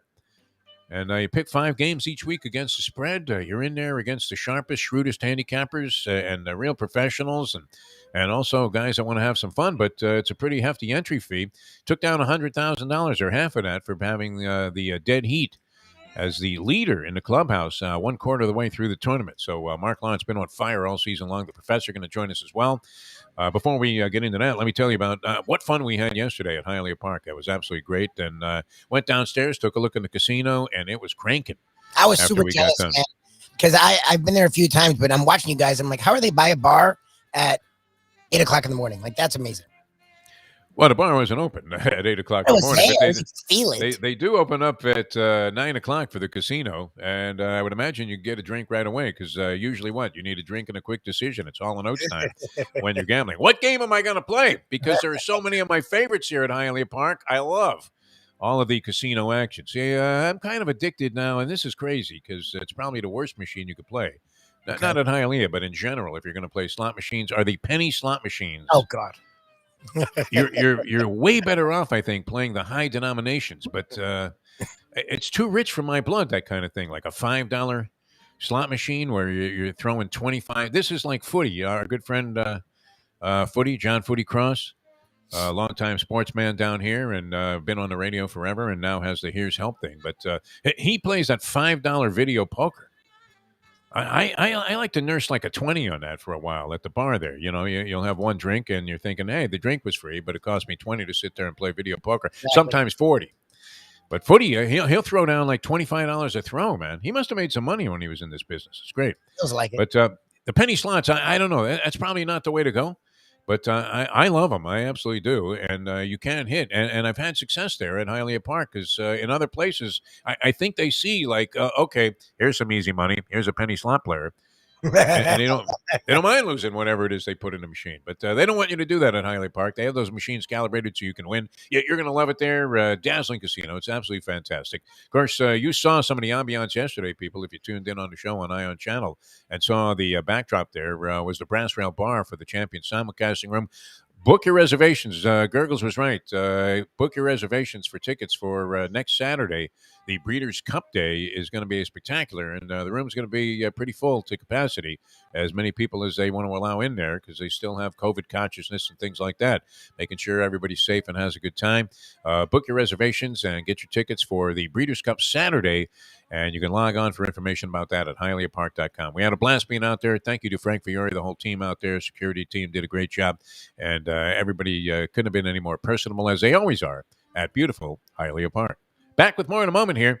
Sadly, unable to connect with Charlie Partridge. We were hoping to put that together. He's always great to have on the show, but we will have our handicappers and the Gambling Gourmet. Mike Mayo is coming up in the 9 o'clock hour. Many things to talk about with Mike Mayo, and he covered the Panthers for a while, traveled with the team on the road, and still has an interest. So we'll get his comments on this whole Joel Quenneville thing and the unfortunate situation that Does that seem just minimizing the situation to call it unfortunate? Well, because I've been thinking about it in the frame of sports, because the Panthers finally have everything rolling, even when they won, they didn't win like this. There may be a curse hovering over this franchise. There might be. I'm not sure what it is. Now, that does feel like we're belittling the ridiculous and the horrendous nature of not only what happened to the person, but cover up. I admit that, but we do sports, and I'm a South Florida fan, and the Panthers are finally winning, and it's like, of course. I'm crazy. And we like this guy. He was perfectly likable. He's a lot of fun. Very enjoyable. I mean, when he did those press conferences after the games, even after they lost or got hammered or made a goofball play at the end of the game and ended up in the loser's bracket, very transparent, very straightforward. I mean, he wouldn't dodge questions. He was great when he was on the show here. Turned out he had a little bit of the degenerate gene, Joel Quenneville, and the second winningest coach in NHL history, and he had to step down yesterday. So we'll talk with Mike Mayo a little bit about that. I'm sure he'll have some thoughts on that as well. What is it, the curse of Brian Scrudlin? Did they mistreat Screwy when he was here? The curse led that team to the Stanley Cup Finals? What happened? Did they dump on Bill Lindsay? Curse is there. I think that's what it is. Somehow. They mortgaged. All right, the professor going to join us next year on the show on Ion Channel. I'm Jeff Deforrest. He's Mike Lubitz. Lubie going to be traveling everywhere from Lisbon to Newark in the upcoming weeks. So we'll see how we fare without him, and we'll be back with more in a moment. Now that. The time. It's 8:21. Play the ponies in style at Champions, the outstanding simulcasting room at beautiful Hialeah Park. Yes, the grand old lady of thoroughbred racing has never been more vibrant. And you can wager on the races from the top tracks around the country while enjoying a cocktail at the Brass Rail Bar or any of the fine food served throughout the facility. If poker is your game, you're covered in style. And you can play all your favorite Vegas-style games, including blackjack, craps, and roulette in Hialeah Park's sizzling hot casino. Get a player's card when you walk through the door for all kinds of generous amenities, including our favorite, free play, when you come out to the ultimate casino and entertainment destination, Hialeah Park.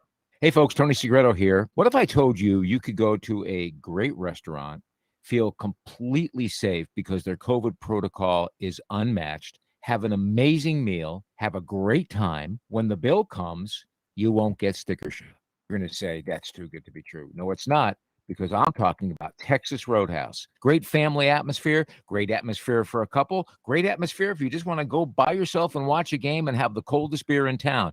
And while you're doing that, have the best bread in town. All at Texas Roadhouse. Everything you get there is fresh every day and made sure it's served at your table, hot and ready to go. And the best part is you don't get sticker shock because the prices are amazing. Texas Roadhouse. Hey, it's Mike Mayo for Even Keel Fish Shack, corner of A1A and Commercial Boulevard at Lauderdale by the Sea. It's my favorite place now for great seafood in a casual beachfront setting. They've got happy hour 4 to 7 Monday through Friday. They've got great dishes like grilled oysters and oysters on the half shell, bang bang shrimp, lobster rolls, octopus. They also have burgers and chicken for those who don't like the seafood. They're open 7 days a week for a lunch, dinner, and weekend brunch. Go to Even Keel Fish Shack. Go say hi to Dave and Brad and tell them the Gambling Gourmet sent you. Recently, we realized it's not just hurricane season that can hurt us. Any time of year, things can happen to your home or business. And the insurance company can be your friend, but they also can be your enemy. Horizon Public Adjusters, Justina Testa, are here for you to help this process go so much easier. Before you call the insurance company, call Horizon Public Adjusters and Justina Testa at 954-809-8752. Would you go into court without an attorney? So why would you go up against an insurance company without Horizon Public Adjusters and Justina Testa? 7 to 10 times more money recovered with a public adjuster than if you went on your own. If there's no recovery, there's no fee. Give them a call at 954-809-8752. Why go up against insurance companies alone when you can have Horizon Public Adjusters and Justina Testa on your side? Buy or lease a Taos and take it to the house at Deal Volkswagen. Anna and her team make your next VW purchase or lease so easy with new inventory rolling in daily and the biggest selection of certified pre-owned vehicles in the business. You can make your deal online at dealvolkswagen.com or visit the beautiful showroom in the classic location, 3601 Bird Road, right in the heart of the Gables. Or give Anna and the team at Deal a call at 305-448-DEEL. Jettas, Passats, Tiguans, Atlas models, and the hottest vehicle in the industry, the new Taos, all at unbeatable prices and all ready to roll off the showroom floor at the #1 Volkswagen dealership around, Deal Volkswagen. How many gamblers did I bail out last weekend with my game of the year? A $100 better made $10,000. A $500 better made $50,000. Well, I got 6 games on Sunday that I'm releasing absolutely free. These games are a burial, a blowout, a human lock. You can bet your unborn children on these 6 games. Absolutely. I believe. We now return to the Defo Show.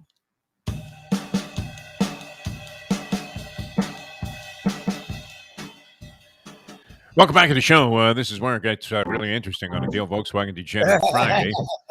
Also brought to you by Gulfstream Park. And we're here on Ion Channel, ionchannel.com. You want to see the video of the show? We had a lot of people tune in yesterday when we were out at Hialeah Park with the original edition here on Ion Channel of the Hialeah Park Trivia Challenge. That was a lot of fun. And the challenge this week will be to continue the success that our handicappers had.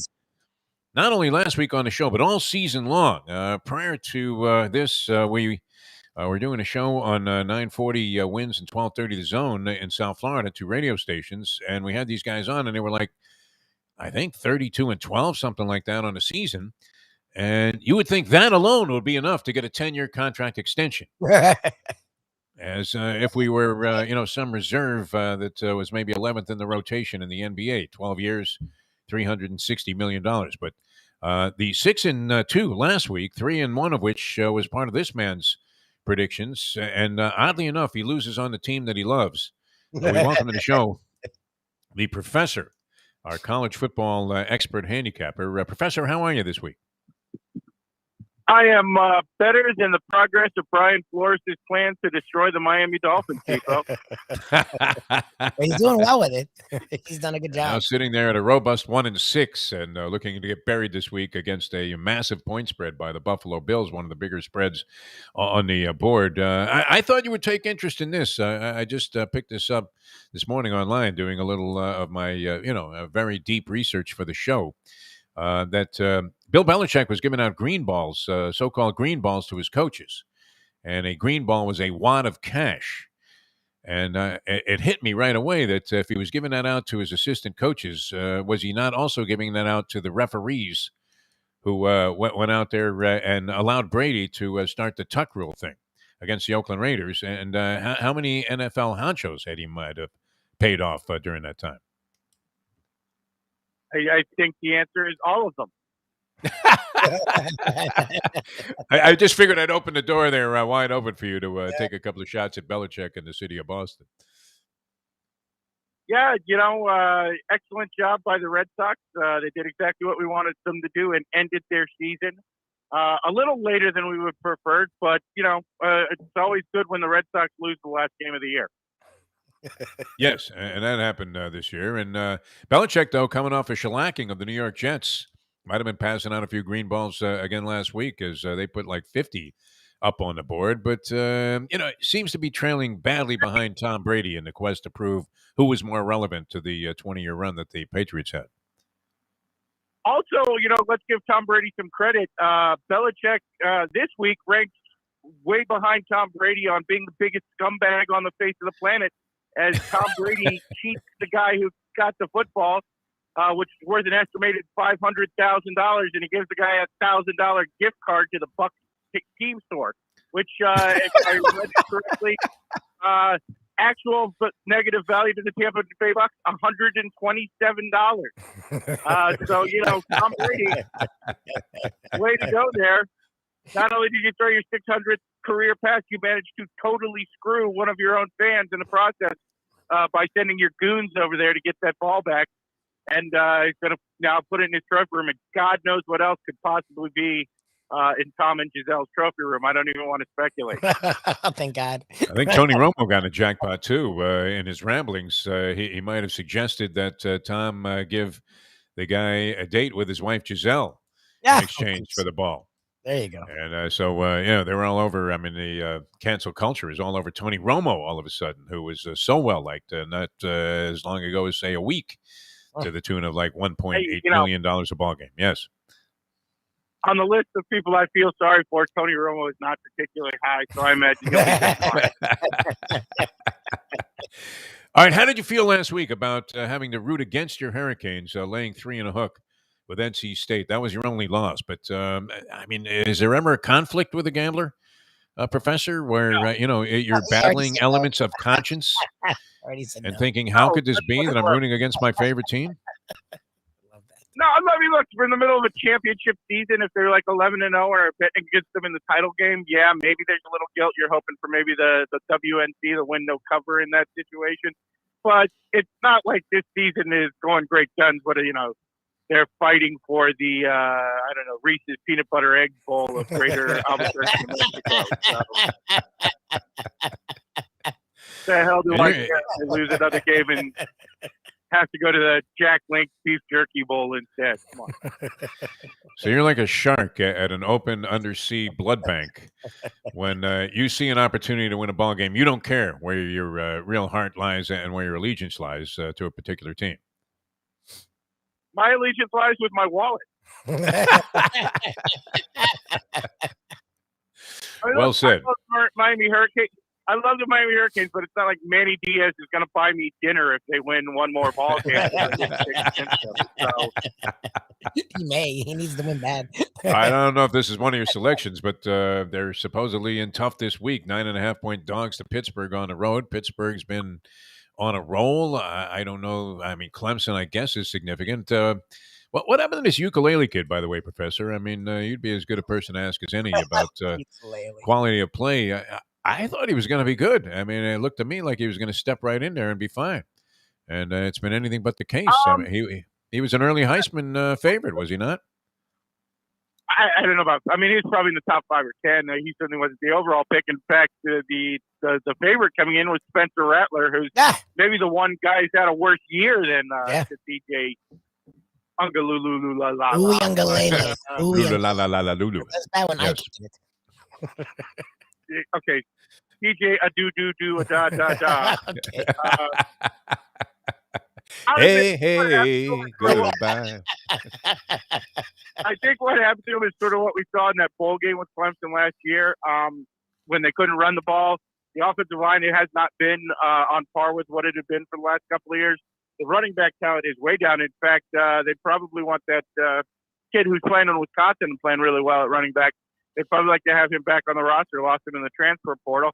And then the wide receiver position, which has been a real stronghold at Clemson for the last, decade or more, really going all the way back to Sammy Watkins and Hopkins on the same team, really is not at the level it has been. So I think what you're seeing there is he's a talented kid, but he's still a young quarterback. And, the support level that has been there in the past is not there. The defense has played really well most of the year, but offensively, the overall talent level way down this season. Does Dabo's bold and definitive declaration that he has no interest in the LSU job see you maybe wearing a little purple and yellow next year? No, I think Dabo's one of two things. Either Dabo is Clemson for life, or Dabo will be the next Alabama coach after Saban goes. Those are really the only two roads I can see him. Yeah, LSU's not a better job. Dabo's one of those guys who, at this point, can and pretty much does demand whatever he wants from Clemson, and Clemson gets it. Basically agrees to it. I can't. He's one of the guys. He's got like a ridiculous rider in his contract where he gets like a new car every 3 months or something along those lines from Clemson. I don't see Dabo anywhere other than possibly Alabama's coach post Saban. That's obviously been widely speculated upon because he is a former Alabama player. But other than that, I would see Clemson for life or possibly Alabama, and that's it as far as I'm concerned with Dabo. I don't know who we're really looking at the LSU job here. Lubie and I were talking about it the other day. I think the obvious, most speculative upon name would be Joe Brady, but I don't think Joe Brady's necessarily going back to college football. And once you get past that, I really don't know. I know there's been some speculation on the Michigan State coach and a couple other places, but I'm really not 100% on the Clemson job.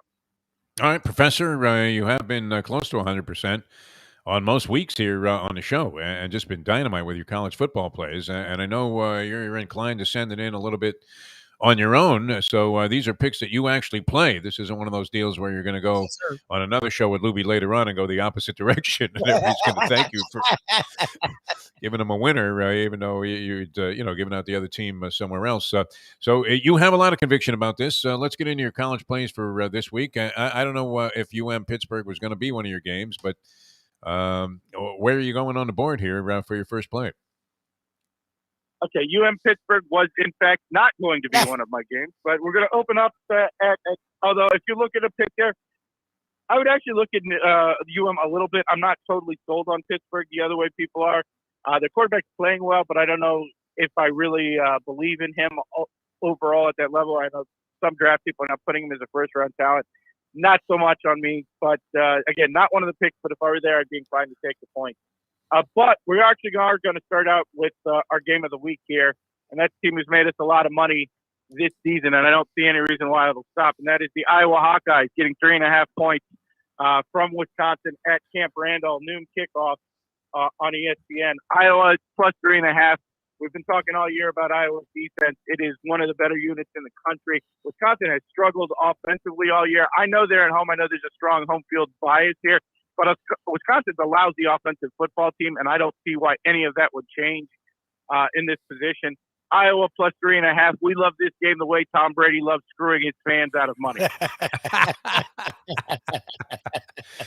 Iowa, the first play of the professor. Where are we going next? 3:30.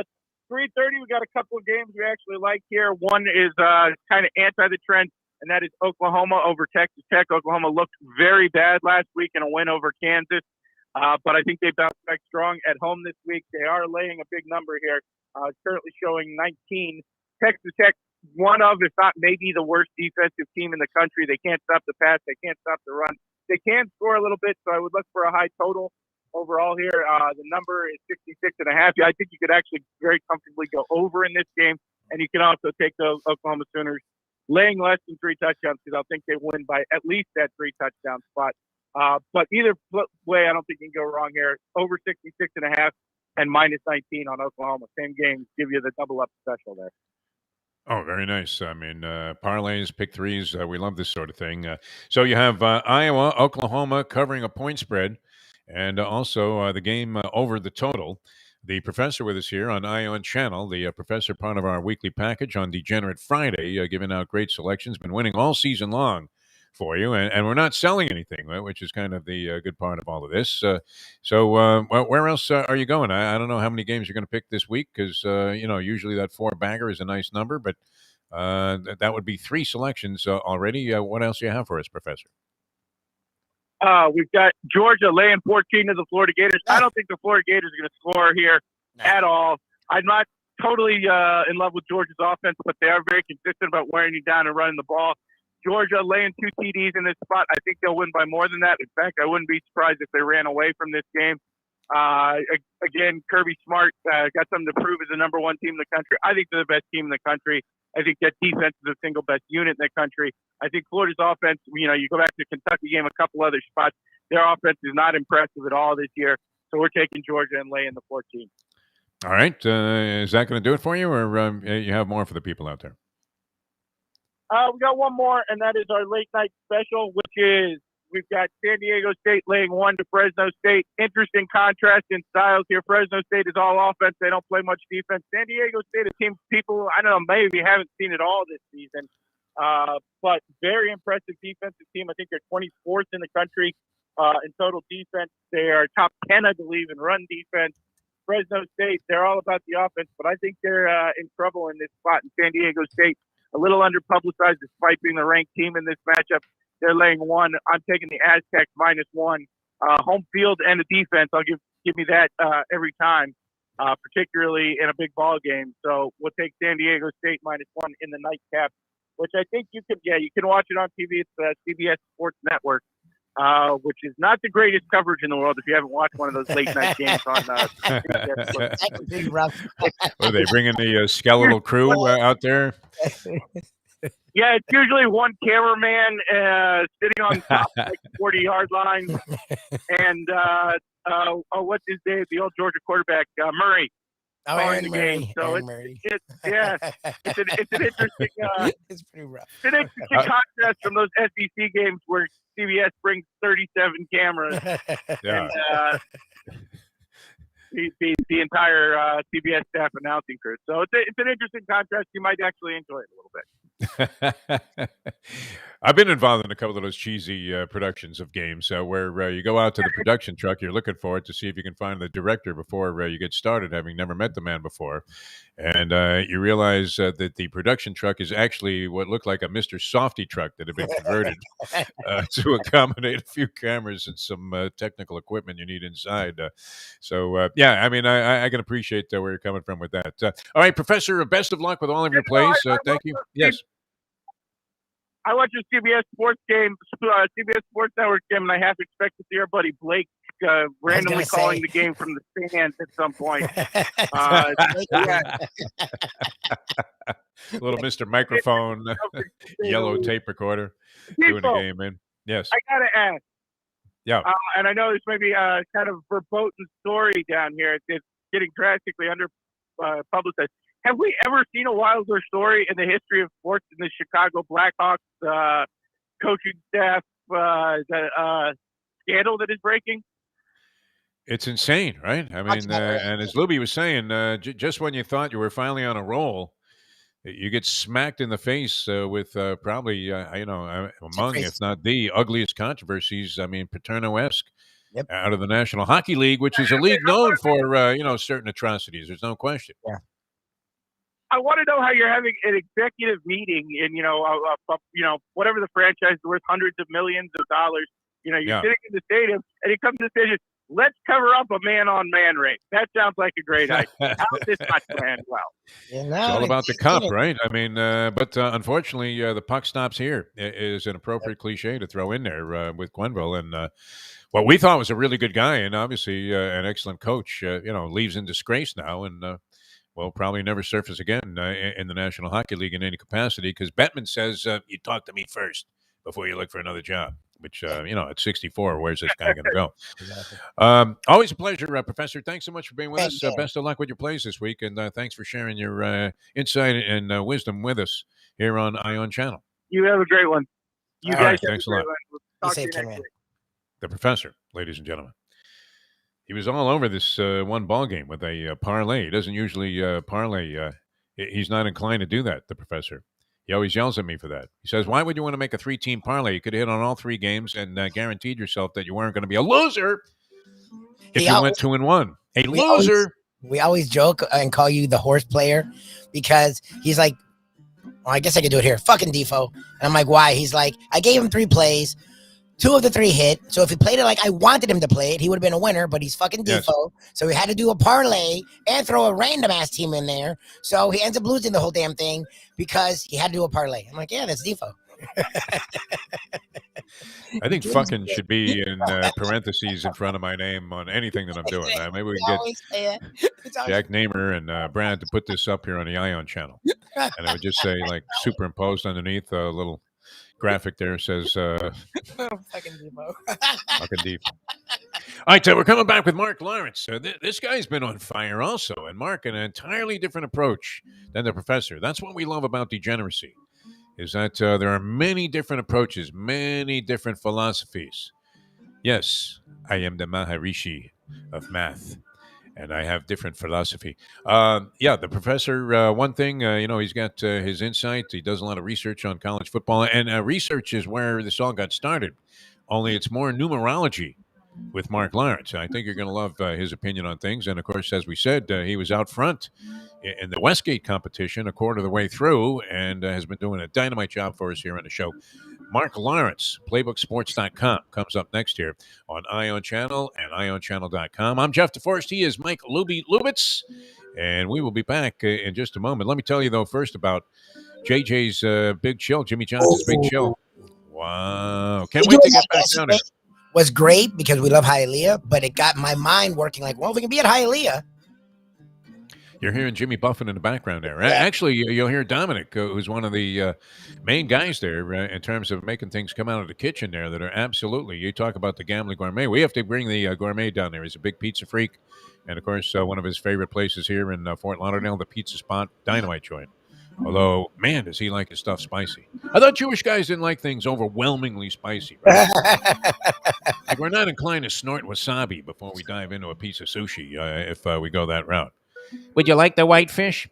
Never mind. Whatever kind of fish you like, they have it at Jimmy Johnson's Big Chill. And they have all kinds of stuff, including this pizza called the Italian Fisherman, which is one of the great creations of all time. I mean, holy emerald goss. I don't know how Dominic and Jimmy came up with this thing. And his wife, Amanda, they do a tremendous job with the service there. It's a beautiful site. I mean, just absolutely great.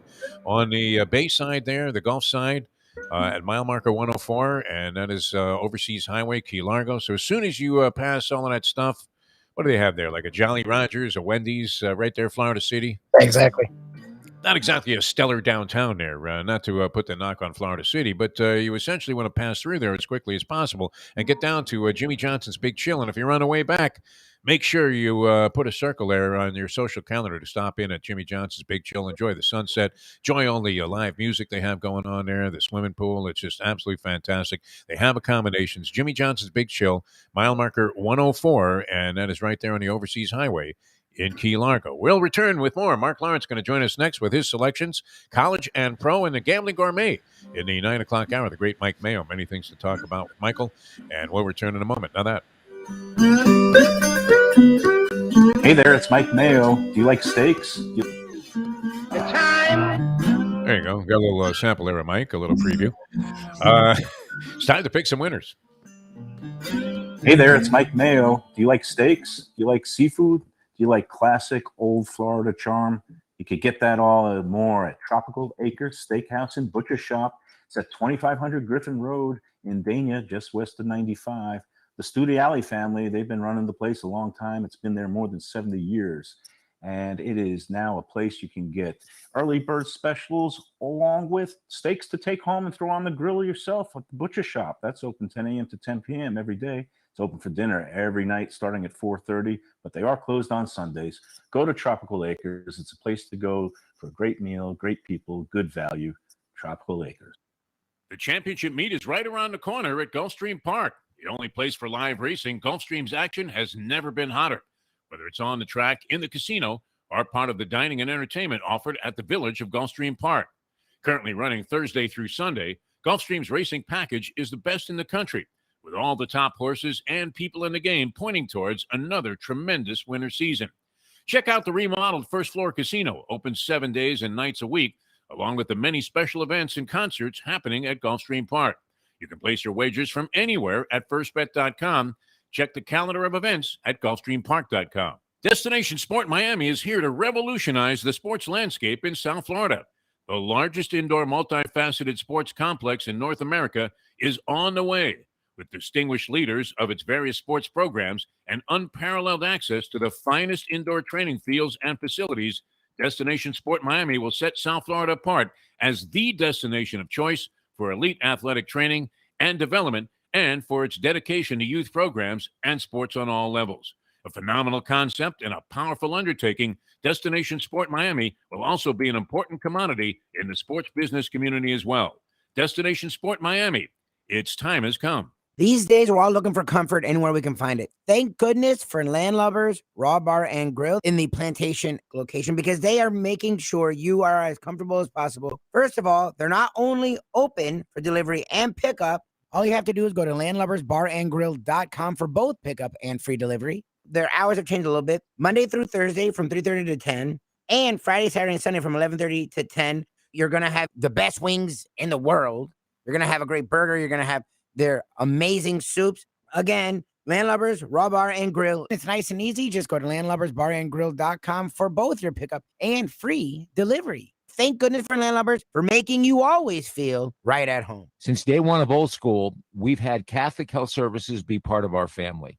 They are recognized as the quintessential rehab facility in the Southeast for strokes, but it goes well beyond strokes, because Catholic Health Services is in the community of South Florida to help the community stay healthy. And if they're not healthy, get them healthy and get them back on their feet quicker than they could have ever expected. They do it every single day. It's step and repeat 24/7. Catholic Health Services. Buy or lease a Taos and take it to the house at Deal Volkswagen.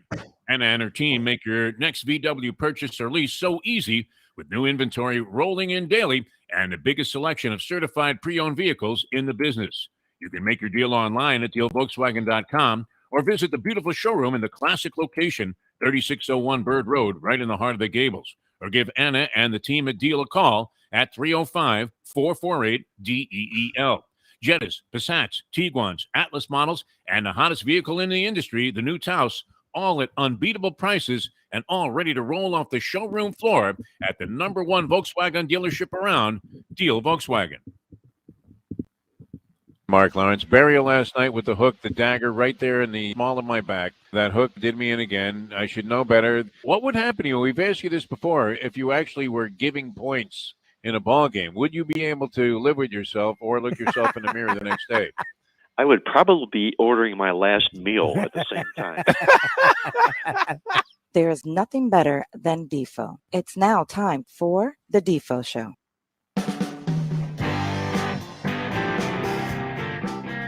Would you make it stone crabs if it was your last meal? Mark Lawrence about to join us here on Ion Channel, ionchannel.com. Jeff Deforrest, Mike Lubitz with you on a Deal Volkswagen Degenerate Friday presented by Destination Sport Miami and by the great people at Gulfstream Park with the championship meet. I know Mark enjoys that, dabbling in the ponies there, gets up there in that luxury box and punches away with all of the profits that he's made on college and pro football. 3-1 last week on the show, and sports.com is his website, has all the information, all kinds of great stuff. It's almost like a must-read, kind of a Bill James sort of thing. Like if you'd been onto this stuff a long time ago, you'd be a much wealthier person today. We welcome to the show World Championship handicapper, and again, sharing that distinction through the first quarter of the Westgate contest this year. The great Mark Lawrence joins us here on the program. Mark, how are you, my friend? I'm doing just terrific, Defo. How are you guys doing? Doing all right. I was just thinking about it. I have to check the results of last night, and we've mentioned this many times. I mentioned it earlier this morning. I booked the action of a friend of mine, a gentleman named Francesco. He picks all the games. This is a guy that came here from Italy many years ago, and I don't think he was a huge college football fan, but he'll pick like 11 games on the weekend card and then book another 10 pro games with me. And I don't know. I mean, how much discrepancy is there really with lines? We had a game earlier this year with the great Tony Segreto, a man of tremendous integrity. You wouldn't be inclined to believe that he was exaggerating a situation. And he claimed he was getting 17 from some bookie in a game that was on the boards pretty much at 14 everywhere else. But how big of a discrepancy is there? I mean, it's usually like half a point either way, but that can make a big difference. You have to be very selective when you're making your wagers. And with this guy, he always gives me just an absolute screw job, especially whenever it comes to the hook. It's always rounded off in his favor, which I find obnoxious, and it's been costly over the years at times. But how much searching do you have to do for the right price, Mark Lawrence, if you're going to go out there and gamble effectively? Well, that's a great question, because everything that you do is all about value and finding the best price you can. You wouldn't want to overpay for a home when you can buy it for a little bit less. And the same thing. I just did. Yeah, I just did. Current market rates. I mean, I have a Ted Kaczynski-like shack somewhere out in the Everglades, and it cost me $400,000. It's amazing. Well, give it a couple of years, it'll be worth $1 million. That's all I can tell you. Yeah, no doubt. Yeah, I mean, it's waterfront. Exactly. Yeah, yeah, waterfront, right on the Everglades there. Yeah. With Francesco, it sounds like Francesco is sort of the bookmaker that still drives the Cadillac with the cigar and does it the old school way. Not the new school way, obviously, is doing things online where you're getting through lines and you're finding the moves as they're happening rather than being subject to those moves. And it sounds like Francesco is sort of making you a main subject in his next book. It's taking advantage of you with prices. Oh, like no that. doubt. Yeah, I mean, but he's getting his lines, I believe, out of the Jewish Journal, which I think is a weekly publication.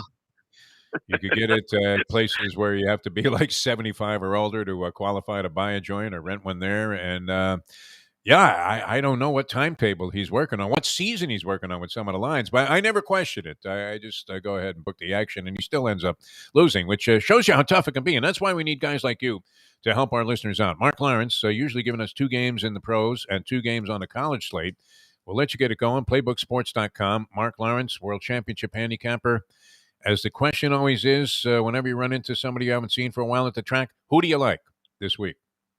Who do you like? That's the name of the game, that's for sure. Yeah. And what we're going to do in college football, we're going to load up 2 more plays that come out of a combination of both the Say It Ain't So Joe and the Exxon Valdez. Both of these plays. My 2 favorite theories, other than redheaded stepchild. I mean, those are my 2 favorite Lawrencian theories. Yeah, Exxon Valdez is my favorite. The leaky oil. Well, we're going to put them both together in these 2 games here. First, you're going to be Virginia Tech.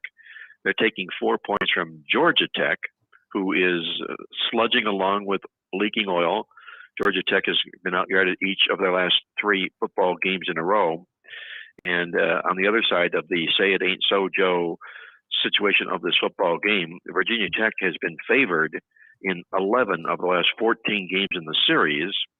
The 3 times they were not favorites, they were underdogs, and they won all 3 of those football games straight up. So this is a role for Virginia Tech that they'll gladly take. Give me points. They'll take the points. We'll fade Georgia Tech, especially with Virginia Tech head coach Justin Fuente on that perilous hot seat.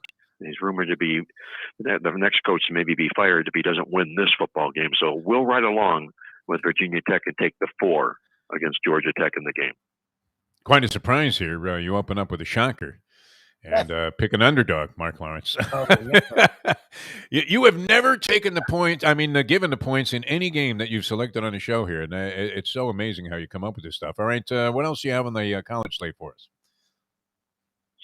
Well, we're going to go to the Big Ten for the other game, and we're going to take 5.5 points with Indiana against Maryland in another Say It Ain't So Joe situation where Indiana has been the dominant favorite in this series. They dress up the dog here today. Maryland comes in here leaking oil. They've been out-yarded each of their last 3 football games in a row.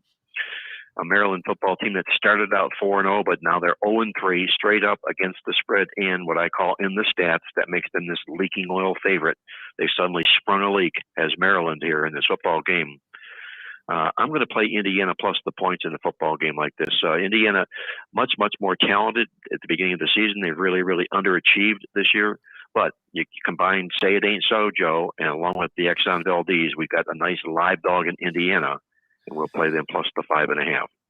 An oily mess, my friend. Even the PETA people are jumping on this bandwagon. That's fantastic. All right, so you have Virginia Tech and Indiana on the college slate. I'm just quickly glancing here at the odds and the lines for the NFL, and I can't imagine you're going to do this, although we know you're going to come up with a couple of dogs here.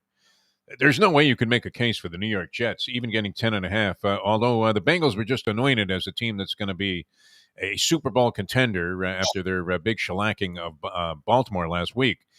And they go on the road, they beat the Ravens. That's no small accomplishment. Joe Burrow's looking apart, but is it possible? I don't want to lead you down a sordid path here that you're going to make a case for the Jets on the show here today. Well, I'm not going to on the show today, but I can make a case for the Jets on a sidebar note.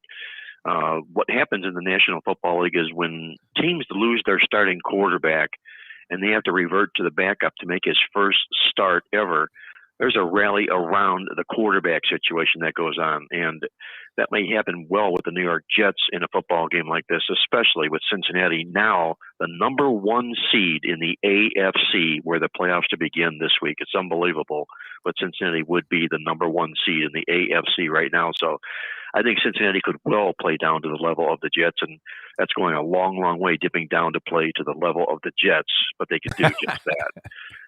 Holy Marvin Lewis, yeah. Cincinnati losing in that spot would really be something, much less, they only, they're given 10.5, so a very generous number there after the Jets got pounded last week by the Patriots. All right, your 2 plays in the pros, Mark Lawrence, playbooksports.com. We're gonna go to our quarterbacks from hell dog plays here, okay? And what these are, oh, nice. We're going to take points from 2 teams who have it's a Bubby Brister special. Problem. Exactly. Yeah. Yeah, these are quarterbacks with devilish quarterback problems here right now. We're going to take Chicago Bears +4 against San Francisco, who can't seem to find a quarterback, whether it be Jimmy Garoppolo, who has that look in his eye as if every play is the last play before he goes back onto the injured reserve list. He just can't stay healthy. And you do have a situation with the Chicago Bears and Justin Fields, who's also a quarterback from hell. But the problem is he's taking points in a game like this.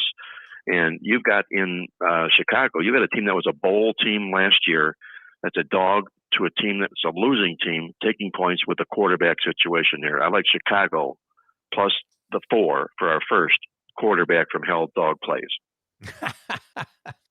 And that's a home dog also with the Exactly. Chicago Bears getting 4 from a 49ers team that looked fairly awful last week. All right, last play and second one in the pros, Mark Lawrence, playbooksports.com. We're going to dress up with another team that was in the playoffs last year and take them as a dog against a losing team. That would be Washington plus 3.5 against Denver. And Denver also happens to be, Lubie, another Exxon Valdez play fade against. Let's You go. Denver they've lost the yards each of their last 4 football games in a row, aside from their quarterback problems that they have in the football team. This is a Denver team that started out 3-0, straight up into the spread. They've gone 0-4 straight up to the spread and in the stats their last 4 football games. They just can't get it right. And if you take a look at the victims on the Denver Broncos slate this year, they beat Jacksonville, the Jets, and the Giants. Those are their 3 wins this football season here. They should not be laying points to themselves, okay, let alone to anybody else in the league. So I will take Washington plus the 3.5 against Denver Broncos for my second play. Nice. I like that Heineken kid. I mean, we might be drinking a couple of Heinekens if that one comes through after the ball game. All right, Mark Lawrence, playbooksports.com. All kinds of great information out there, and a lot of people love following you. I know a lot of people have picked up your stuff from the show and rave reviews. I've gotten several personal notes thanking me for having you on. So how can people get involved with all of the great stuff, the statistical info, all of the qualitative stuff that you have in the database at playbooksports.com? Well, maybe say real quick here, Defo, you mentioned great reviews, and I can say this, that the reviews that I miss the most are Mike Mayo writing their restaurant reviews. Because, oh, yeah, well, he's doing it. Let's Eat South Florida. Yeah. Not quite writing reviews, but wow, if you want to find a place to eat, that's the place to go. Exactly, yeah. So he was my guy when it came to, dinner time, and I sort of missed that. But nonetheless, another subject. Everything we do is available online at playbooksports.com. That's our weekly football newsletter, which has had a fantastic season. We publish a midweek newsletter. It's our statistical newsletter. We call it the daily racing form of newsletters. And we publish also the only over-under totals tip sheet in the nation, the Playbook Totals tip sheet. You can check them all out online at playbooksports.com. Download them just in time for the football games this weekend. Gambling Gourmet is coming up next. Mark Lawrence, thanks for the illusion there. And Mayo speaks so many different languages. Like he could write that stuff about restaurants, and describe some foo-foo place in great detail. Talk about just a wisp of lemon crust, whatever. And at the same time, read a racing form. So it's kind of like being able to speak fluent Russian and Creole. I mean, a real mixed bag with this Mayo kid. So thanks for mentioning that he's coming up next year. Mark Lawrence, 3-1 last week. Good luck with your plays. Thanks so much, as always, my friend, for joining us here on the show. Hey, my pleasure, as always, guys. You enjoy the games, be well, and stay safe. Thanks, Lawrence. All right, very good. You notice a trend there? You're talking about the Exxon Valdez or any of the great trends that Mark Lawrence always refers to? What was this one? The nightmarish quarterback? What did he call that one exactly? Yeah, something like that. The quarterback you hate, or something like that. Seems like a lot of teams have those guys. I thought he was going to mention Mahomes at this point. We'll have to ask Mike Mayo, the Gambling Gourmet, the question. And it used to be more overrated, Bryce Harper or the Stone Crab. And now Harper had a good season. He may win the National League MVP. I think he was named most outstanding player. I don't know whose survey that is. But he did receive some recognition as the best player in the National League last year, Bryce Harper of the Philadelphia Phillies. But it would now be who's more overpriced or what is more overpriced. And that would be Bryce Harper at like $33 million a year in spite of the one great season of late, or the Stone Crab at like $375 a claw. What happened? Did they stop losing the ability to regrow the claw? Is that what's happening? A shortage? No idea. Chicken wings and stone crabs. Forget about it. You don't want to be eating either of those. All right, we're coming back with Mike Mayo, the Gambling Gourmet Ion Channel. I'm Jeff Deforrest. He's Mike Lubitz. More original content after hours on the Believe Podcast Network. You can check that out. Ian Eagle, our special guest today. Always great. Always a hoot, man. How do I always get him into ruling despots, dictators, and wrestling and professional wrestling? There's a number one announcer on CBS. Well, number two officially, but soon to be. I mean, Nance, he knows his days are numbered, right, Jim Nance? With Iron Eagle in the background there, just sneaking up on the guy, one step at a time. And then TNT, I think he's the voice now of TNT. Would you give it to Hollerin' Kevin Harlan or Iron Eagle? Which game is more important? Lakers, Golden State, the late game, or Bucks, Nets to open the season? Iron, I just moved into that number one spot. All right, very good, sir. And now it's Stan Van Gundy, who just came out of probably what was, I mean, how bad was that year of coaching the Pelicans? My God. Oh, he had too much sodium in his diet? Is that why he left New Orleans? That was quick. All right, we're coming back. The Gambling Gourmet, Mike Mayo, up next on Ion Channel. I'm Jeff DeForest. He's Mike Lubitz. Back in a moment. Now that. The time. We're in overtime. Destination Sport Miami is here to revolutionize the sports landscape in South Florida. The largest indoor multifaceted sports complex in North America is on the way, with distinguished leaders of its various sports programs and unparalleled access to the finest indoor training fields and facilities. Destination Sport Miami will set South Florida apart as the destination of choice for elite athletic training and development, and for its dedication to youth programs and sports on all levels. A phenomenal concept and a powerful undertaking, Destination Sport Miami will also be an important commodity in the sports business community as well. Destination Sport Miami, its time has come. Hey, folks, Tony Segreto here. What if I told you you could go to a great restaurant, feel completely safe because their COVID protocol is unmatched, have an amazing meal, have a great time. When the bill comes, you won't get sticker shock. You're going to say, that's too good to be true. No, it's not, because I'm talking about Texas Roadhouse. Great family atmosphere, great atmosphere for a couple, great atmosphere if you just want to go by yourself and watch a game and have the coldest beer in town. And while you're doing that, have the best bread in town. All at Texas Roadhouse. Everything you get there is fresh every day and made sure it's served at your table, hot and ready to go. And the best part is you don't get sticker shock because the prices are amazing. Texas Roadhouse. Recently, we realized it's not just hurricane season that can hurt us. Any time of year, things can happen to your home or business. And the insurance company can be your friend, but they also can be your enemy. Horizon Public Adjusters, Justina Testa, are here for you to help this process go so much easier. Before you call the insurance company, call Horizon Public Adjusters and Justina Testa at 954-809-8752. Would you go into court without an attorney? So why would you go up against an insurance company without Horizon Public Adjusters and Justina Testa? 7 to 10 times more money recovered with a public adjuster than if you went on your own. If there's no recovery, there's no fee. Give them a call at 954-809-8752. Why go up against insurance companies alone when you can have Horizon Public Adjusters and Justina Testa on your side? Play the ponies in style at Champions, the outstanding simulcasting room at beautiful Hialeah Park. Yes, the grand old lady of thoroughbred racing has never been more vibrant, and you can wager on the races from the top tracks around the country while enjoying a cocktail at the Brass Rail Bar or any of the fine food served throughout the facility. If poker is your game, you're covered in style. And you can play all your favorite Vegas-style games, including blackjack, craps, and roulette, in Hialeah Park's sizzling hot casino. Get a player's card when you walk through the door for all kinds of generous amenities, including our favorite, free play, when you come out to the ultimate casino and entertainment destination, Hialeah Park. These days, we're all looking for comfort anywhere we can find it. Thank goodness for Landlubbers Raw Bar and Grill in the Plantation location, because they are making sure you are as comfortable as possible. First of all, they're not only open for delivery and pickup. All you have to do is go to landlubbersbarandgrill.com for both pickup and free delivery. Their hours have changed a little bit. Monday through Thursday from 3:30 to 10, and Friday, Saturday, and Sunday from 11:30 to 10. You're going to have the best wings in the world.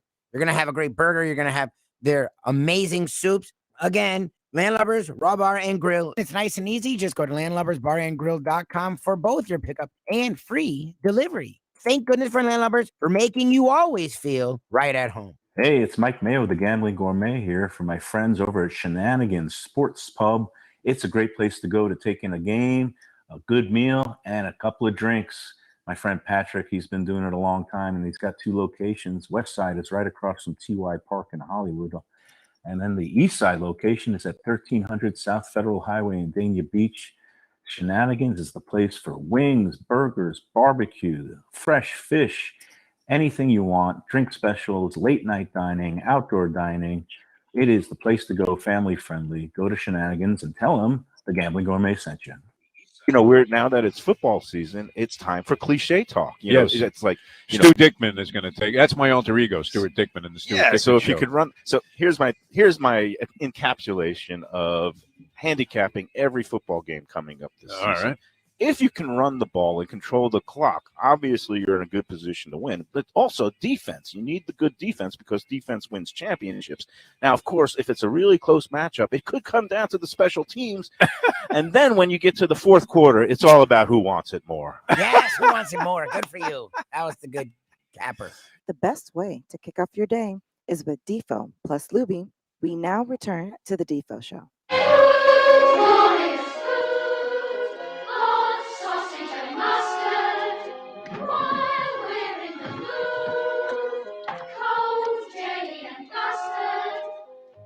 This is great. A third ugly mug has popped up here on Ion Channel. Jeff Deforrest, Mike Lubitz with you on Ion Channel. The Defo Show, and a big part of our deal, Volkswagen Degenerate Fridays from Gulfstream Park. And the man known as the Gambling Gourmet, Mr. Mike Mayo, referenced in great reverence by the outstanding handicapper Mark Lawrence in the previous segment. And the big question is, and we'll find out the answer to that right now, a resounding one way or the other. Are we able to hear Mike Mayo? Is his microphone turned on? Let's see. Michael, how are you? I'm good. Good morning, Defo. Can you hear me? I can hear you. You sound a little low. I don't know if you can juice that thing a little bit. Yeah. Let's get a little closer and just lean into that thing with that new haircut. You look great. You look young. Yeah, I got a little buzz cut. Yeah, I was a little shaggy last week. Did you lose a bet? What happened? I had to clean up a little bit. It was getting shaggy. Even my daughter said, "Hey, Dad, it's time for a haircut." So I always listen to the kid. She hasn't steered me wrong yet. And well, good morning. Good morning to you, and it's great to have you on the program. So many things, and we mentioned earlier in the show when you were coming on, and here we have a blockbuster story that took place here. As we were about to ride, finally, maybe a little bit of a Cinderella story. I'm not sure it would have been Cinderella since the Panthers started to show signs of life last year. The Florida Panthers, the NHL hockey entry here in South Florida. And we loved Joel Quenneville when he came on the show. He came on a Degenerate Friday, and it was like we were talking to Gilles Villeneuve himself, a guy who had transitioned from hockey to harness racing, and he was telling us all kinds of great stories of degenerate pursuits, about how they would go to Buffalo, and he would slide over to Batavia there and bet on some of those $1,500 claimers and only had 3 legs. And we thought he was a perfectly charming guy. Obviously, he was doing a great job with the team. He had him on the threshold of doing something last year. They were beset by a couple of unfortunate injuries at the moment of truth. Barkov wasn't himself there, and Ekblad was out of the playoffs, and they lost to Tampa Bay, no disgrace. And then this year, off to a 7-0 start, and then we get smacked in the face. I don't know. We were talking earlier. I don't know if you want to reveal any of the skeletons in your closet, Mike Mayo. You seem to be an upstanding citizen that's done everything the right way. Tufts, what was that? The London School of Finance. You're well educated and well versed in your profession. London School of Economics, Eagle Scout. Sorry. I probably do have some skeletons that go back to my college days because there were some nights that are a little hazy. But those don't I'm count. not even college is exempt. It counts college. It's Animal House, my friend. Come on.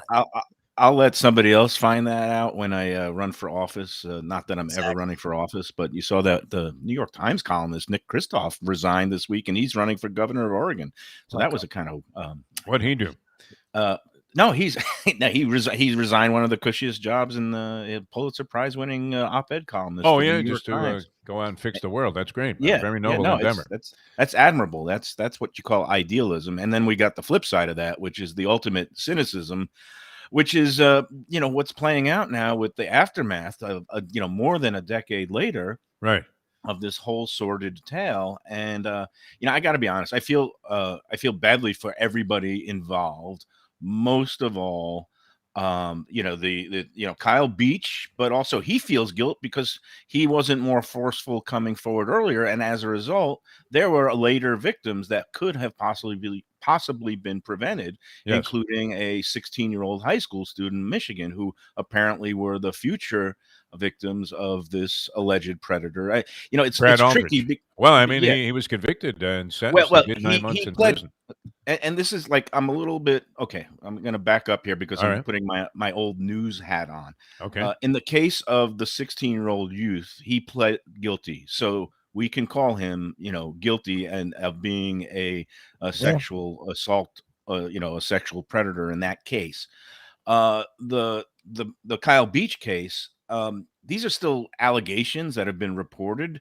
But there have been no criminal charges filed with that. So I'm a little surprised seeing some of the coverage now saying the assault took place. I would still call it the alleged assault took place. All right, that's fair.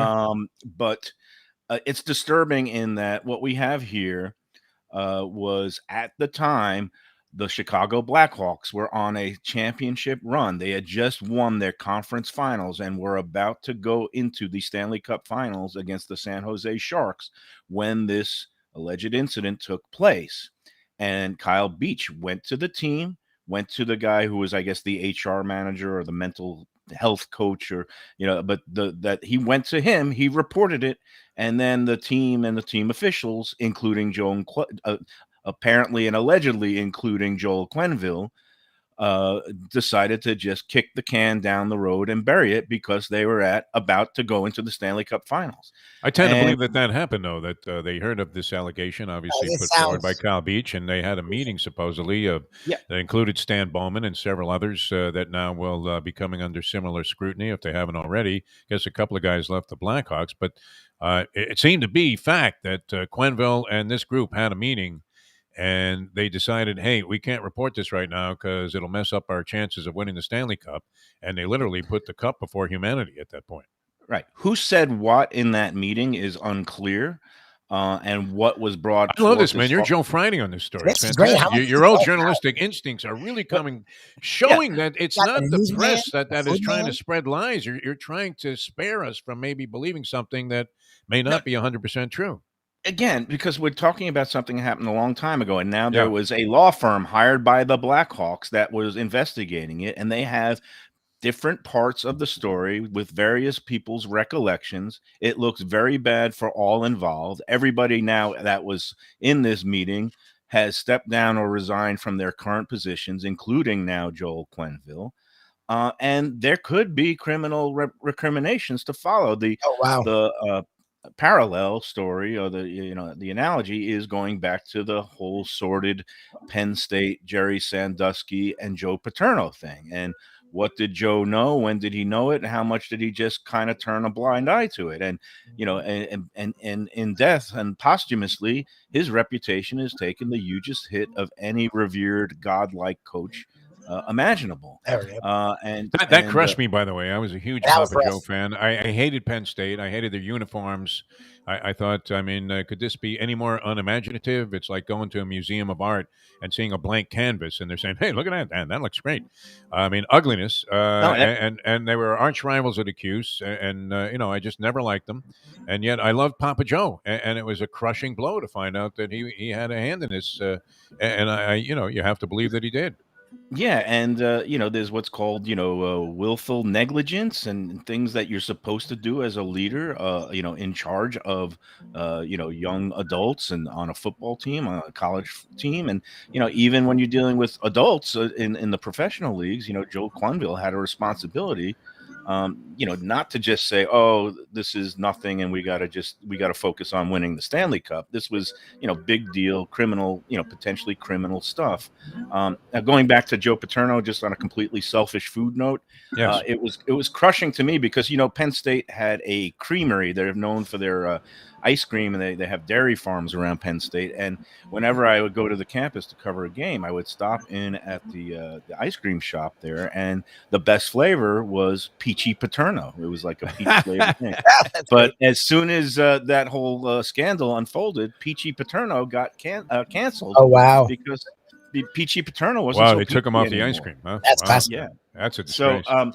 but getting back to this, it's sickening to think that if the appropriate measures were taken at the time, that future victims could have been spared, including people at the Miami University in Ohio, where I guess Brad Aldridge went after he was allowed to resign from the Blackhawks, and then following after that, the high school in Michigan, where he pleaded guilty to an incident. Now, I am a little confused because I guess Aldridge's position is that it was somehow consensual, and just anatomically, was that, when this first incident was percolating below the surface, and they said it was a sexual assault, I always thought it was going to be like one of these hazing abuse things, because hockey has a lot of hazing. They do a lot of weird rituals. stuff. Yeah.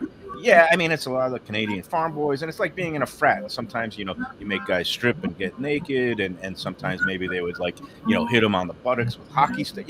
I thought it was going to be something like that. This was something much more sinister in terms of, forcing oral sex, or forcing oral sex upon the alleged victim. And then I'm just anatomically confused. It's like, if you're not a willing How do you do participant in that? Yeah. Well, I mean, supposedly it was under the imposition that Manipulation. this guy was going to have trouble with the club. He had just achieved his dream, Kyle Beach, and had come up and got called up, I guess, before the postseason or before the finals. But my And, question is, the coach put it on this unsuspecting young kid and said, "Hey, if you don't do this, you'll never sniff the ice." yeah, but I'm just talking anatomically. How do I put this? Whether No. you're in a state that needs Viagra or not needs Viagra. How do you, if you're going to be perpetrator, I don't even want to go there. It's a tough one. Yeah, I don't know. We need to get into the Yeah, we don't details. have The to be bottom that line is, specific. yeah. I mean, Quenneville. What did he know, and when did he know it? The old Richard Yeah. Nixon thing. Look, And unfortunately, it looks like he knew something, and obviously, I don't think he would have resigned if he felt that he was completely absolved of any kind of blame in that incident.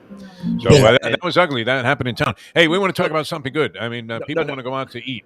Yes, let me just put a closer. I know you're really at your journalistic best. We're all today. in I on mean, this your thing, journalistic challenging best. I love it. Yeah, no, but I just want to put a cap on it. Quenneville is gone. Yeah. Whether he'll ever coach in the NHL again is probably unlikely, depending on how all this plays out. He'll need the permission of the league to return. But what we're going to find out now is here we are, the Panthers, the best start ever, 7-0-0, getting ready to play a glamour game tonight on ESPN Plus against the Detroit Red Wings. And they are loaded with talent, and everybody's playing well. And now we get to see just how important a coach is in hockey. Will these guys just keep rallying? Because after Gruden resigned from the Las Vegas Raiders, they've continued their winning ways. So hopefully the Panthers will continue their winning ways. And with me, the biggest thing is the regular season is completely meaningless when it comes to the Panthers. They had a great regular season last year, and now it's all going to come down to, can they win a playoff series?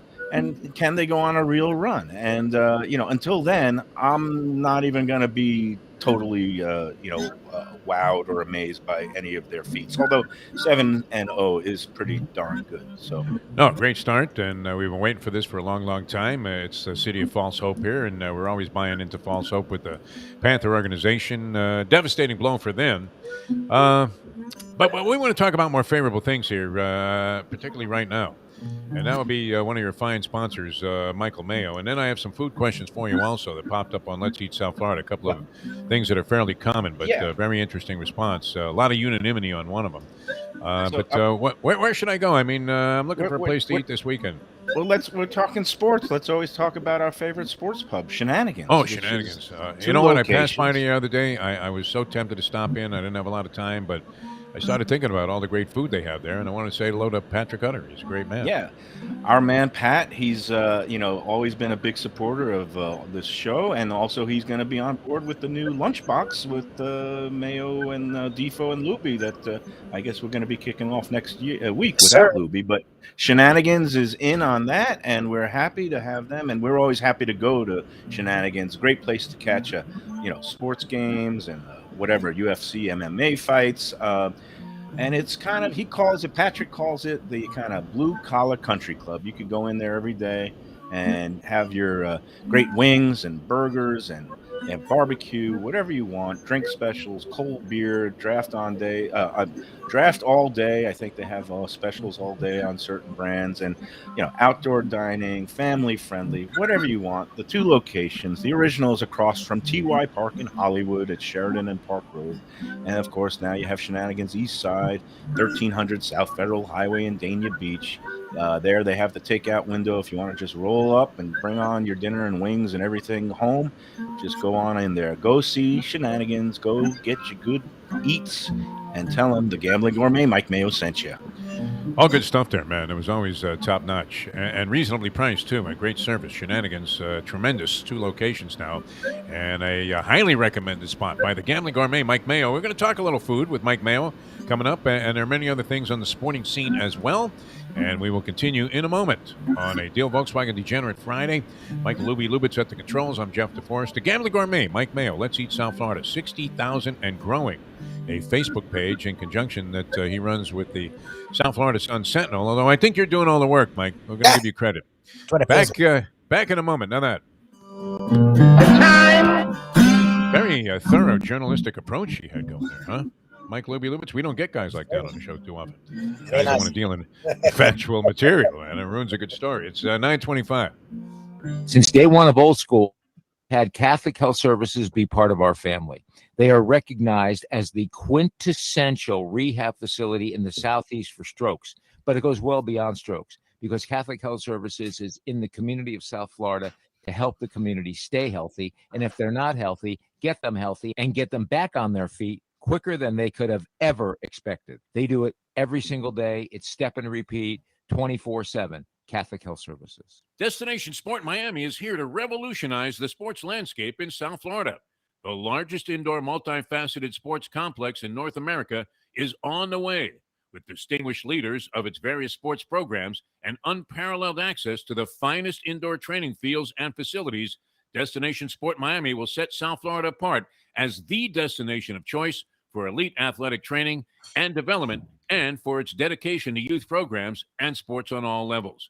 A phenomenal concept and a powerful undertaking, Destination Sport Miami will also be an important commodity in the sports business community as well. Destination Sport Miami, its time has come.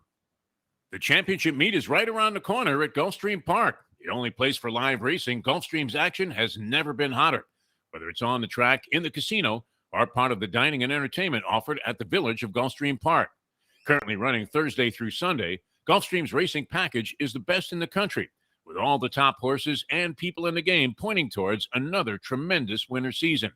Check out the remodeled first floor casino, open 7 days and nights a week, along with the many special events and concerts happening at Gulfstream Park. You can place your wagers from anywhere at firstbet.com. Check the calendar of events at gulfstreampark.com. From the newly renovated sports bar to the beautiful bayside views captured at the Tiki Bar, Jimmy Johnson's Big Chill has it all. Located at mile marker 104, the Big Chill also offers waterfront dining while experiencing breathtaking sunset views of the Florida Keys. It's simply the hottest spot in the Keys to cool off. That's Jimmy Johnson's Big Chill at mile marker 104 in Key Largo. For more information, call today at 305-453-9066. Buy or lease a Taos and take it to the house at Deal Volkswagen. Anna and her team make your next VW purchase or lease so easy with new inventory rolling in daily and the biggest selection of certified pre-owned vehicles in the business. You can make your deal online at dealvolkswagen.com or visit the beautiful showroom in the classic location, 3601 Bird Road, right in the heart of the Gables. Or give Anna and the team at Deal a call at 305-448-DEEL. Jettas, Passats, Tiguans, Atlas models, and the hottest vehicle in the industry, the new Taos, all at unbeatable prices and all ready to roll off the showroom floor at the #1 Volkswagen dealership around, Deal Volkswagen. He'll fight Brian Cox in the locker room. He'll challenge Bill Parcells to a verbal shout-out. He'll stare down Johnny Chan while holding pocket twos. And then he goes Mike to Mayo, the London Gambling Business Gourmet. School for the savants. How about that? Yeah. I will crush London your School hopes of and Finance. dreams with it. Mike Oh, Mayo, the Gambling Gourmet, joins us here. yeah, 941. yeah. No, I was going to say, and then I do all those things, and I also crush your hopes and dreams with a 3-word text giving you the bad news about game one. Well, this was particularly brutal, and Michael. I thank you for doing that. The modern day odd couple, Defo and Lubie, are on now. It is, of course, the Defo Show.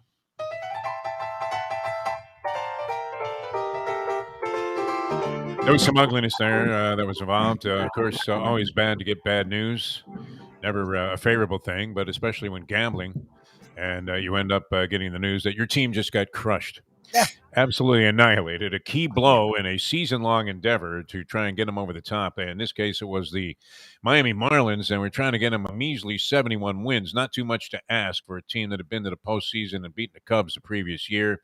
The Cubs so decimated, so devastated that they absolutely broke up the team the following season and started trading everybody to contenders and many of their favorite superstars. So this was particularly ugly. And sure enough, we end up getting about 65 wins out of this team, abysmal at best. Although they did re-sign, and this is encouraging. And welcome back to the show on Ion Channel here, ionchannel.com. Jeff Deforrest, Mike Lubie, Lubitz, the Gambling Gourmet, Mike Mayo with us.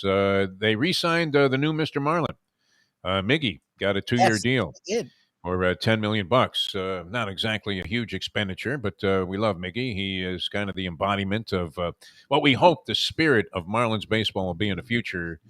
But I would be reluctant. I think that year took 10 years off my life, the quest and the run for 71. Michael Mayo. And you were the first. I mean, you were following it. You were riding along with us, but it was kind of like getting crushed when you decide to step it up. And instead of surfing on South Beach, you go and try out the Mavericks out there in the Northwest. And you're trying to drop into a 100-foot wave. And we just got absolutely swarmed under and completely crushed. And ended up landing on just a bed of rocks there at the bottom of the ocean. But now, your run for 71 is now continuing every day. You're trying to get, 71. Yeah, I'm trying to make 71. All right, Now, if I wanted to make it, and I wanted to make it in style, and I saw this on Let's Eat South Florida today, your fine Facebook page, and the Gambling Gourmet, of course, so one of the few guys that can speak both degeneracy and talk about fine foods. And do it with great expertise. I don't know. Isn't that like, I mentioned this earlier, it's like speaking two completely different languages, like Russian and Creole, is it not? To have sports vernacular and also understand the lingo that goes into writing what would be a sophisticated and well-written review of a restaurant. Da, ja говорю по-русски. I'm also able to handicap the speed in the early double and see who's going to be loose on the lead and maybe able to be, more than just a cheap speed quitting speedball. So I speak various languages. I pride myself on being a Renaissance man, and look where it's gotten me, Defo. I'm a master of. You're in a bathroom talking on the air on Ion Channel here, trying to sell a couple of subscribers on the Let's Eat South Florida page and pushing a radio show that doesn't exist yet. Very nice. I like that. But you can talk about I sensed a sniff of cumin in the air when I walked into, so-and-so. And that's great stuff. But I saw this thing, and people always ask this, and I wonder about this too, because I'm not a big brunch guy, because I'm not a big, I'll eat something before I start the show. So I'm more inclined to eat breakfast than I used to be, because you're getting up at ungodly hours, and they usually can't do anything like that for several hours after that. But brunch is a big favorite with everybody. What? I guess, is it exclusive to Sunday brunches? It used to be just a Sunday thing. Now it's expanded into a full weekend thing. And people actually now prefer the Saturday brunch, because you know what brunch is? It's an excuse to keep drinking and get rid of the hangover from the night before. Unlimited mimosas would be the first, requirement. That's what a lot of the kids and even the, some of us geezers want as you go out and you get those, unlimited mimosas and Bloody Marys, and then it's excuse to maybe just have a couple of eggs and omelet of eggs Benedict. Some of the more popular places offer the all-you-can-eat brunch buffets, which kind of took a hit during the COVID era. That's not happening anymore, right?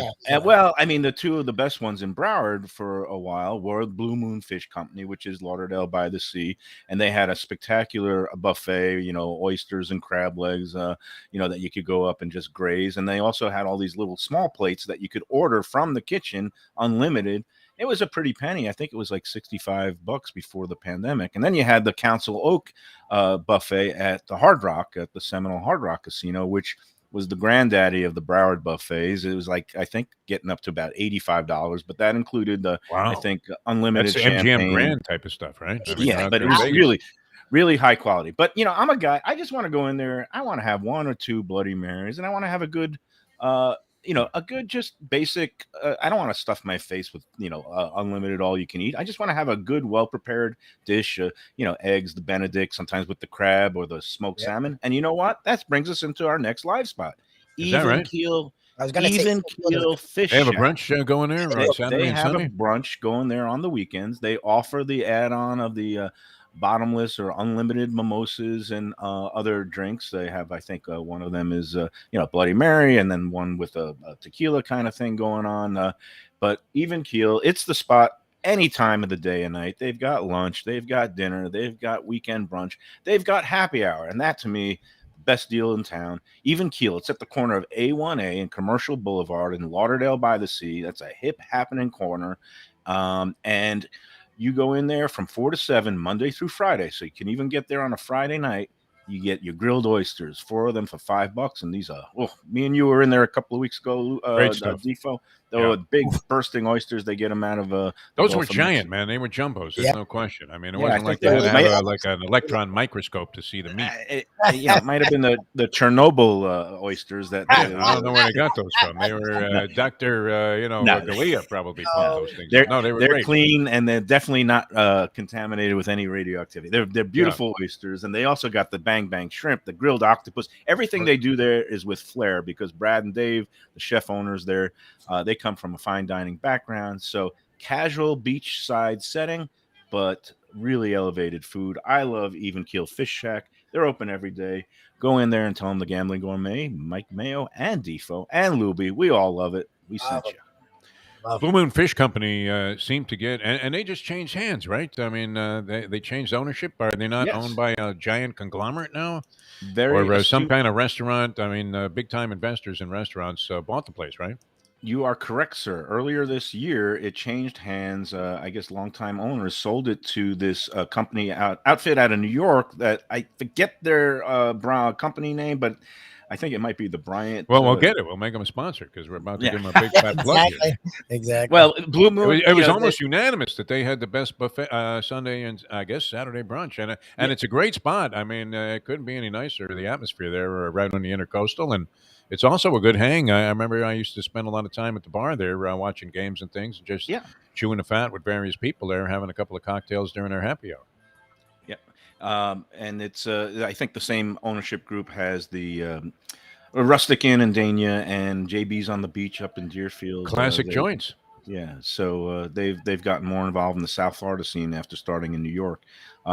I think, is it time for a break? Do we got to go to? We'll handle that, Mike Mayo. It's the Okay. Gambling Gourmet here. No, I just wanted to, you know, I was surprised that almost everybody was on a near unanimous decision. Came down, and they were talking about the Blue Moon Fish Company, and you know, I always had good meals there. I never had any. They used to have like a 2-for-1 lunch entree during the week, and worth every cent. I mean, it was absolutely fantastic. You get 2 giant pieces of fresh seafood for like $15. It was amazing. Lubie, cut this clip, Lubie. We're going to go in there and try to sell them on Monday. Well, yeah, that's what I'm trying to do here. Honestly, they used to be big fans of the show. Blue Moon. Previous ownership. All right, Mike Mayo, the Gambling Gourmet. More with Mike, more sports topical stuff, and of course, more on food.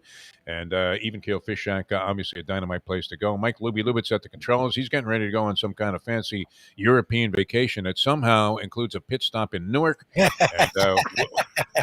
we'll be back on Ion Channel. I mean, you couldn't go to a bigger cesspool of a joint, could you, Newark? The stench hovers over the Hudson River there. You know, it's the last place on earth you want to land. Back with more in a moment. Now that. It's 9:37. It's the Gambling Gourmet for Cafe Seville in Fort Lauderdale. It's one of my favorite places. It is old school joint that's serving Spanish and classic continental cuisine in a cozy, friendly setting. It's at 2768 East Oakland Park Boulevard. They're open every day except Sunday for dinner, starting at 5 p.m. You go in there, you see Joey and his better half, Sally. They are giving the greatest in service. And the food, oh my gosh, it's paella, shrimp with garlic sauce, stuffed veal chop. They serve this great, fantastic, warm sourdough bread. Go to Cafe Seville in Fort Lauderdale and tell them that the Gambling Gourmet sent you. Hey, folks, Tony Segreto here. What if I told you you could go to a great restaurant, feel completely safe because their COVID protocol is unmatched, have an amazing meal, have a great time. When the bill comes, you won't get sticker shock. You're going to say, that's too good to be true. No, it's not, because I'm talking about Texas Roadhouse. Great family atmosphere, great atmosphere for a couple, great atmosphere if you just want to go by yourself and watch a game and have the coldest beer in town. And while you're doing that, have the best bread in town. All at Texas Roadhouse. Everything you get there is fresh every day and made sure it's served at your table, hot and ready to go. And the best part is you don't get sticker shock because the prices are amazing. Texas Roadhouse. Destination Sport Miami is here to revolutionize the sports landscape in South Florida. The largest indoor multifaceted sports complex in North America is on the way, with distinguished leaders of its various sports programs and unparalleled access to the finest indoor training fields and facilities. Destination Sport Miami will set South Florida apart as the destination of choice for elite athletic training and development, and for its dedication to youth programs and sports on all levels. A phenomenal concept and a powerful undertaking, Destination Sport Miami will also be an important commodity in the sports business community as well. Destination Sport Miami, its time has come. Since day one of old school, we've had Catholic Health Services be part of our family.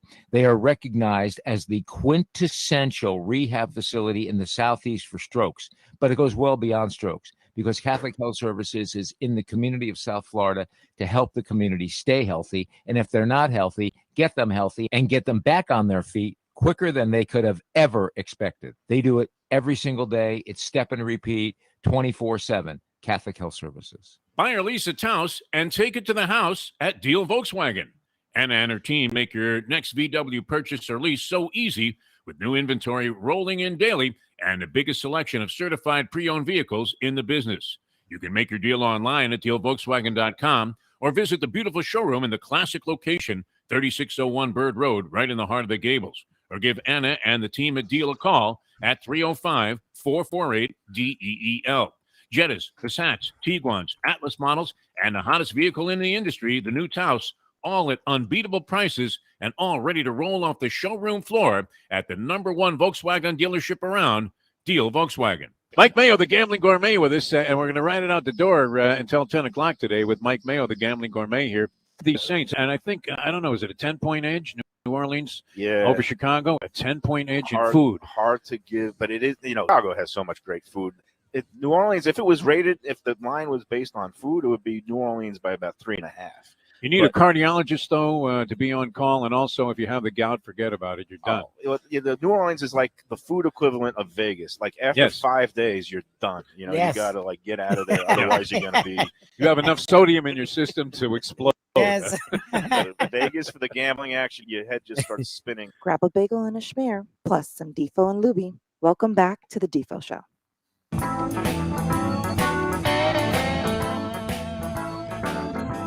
No doubt, dangerous turf for a guy with the gout, New Orleans, Louisiana.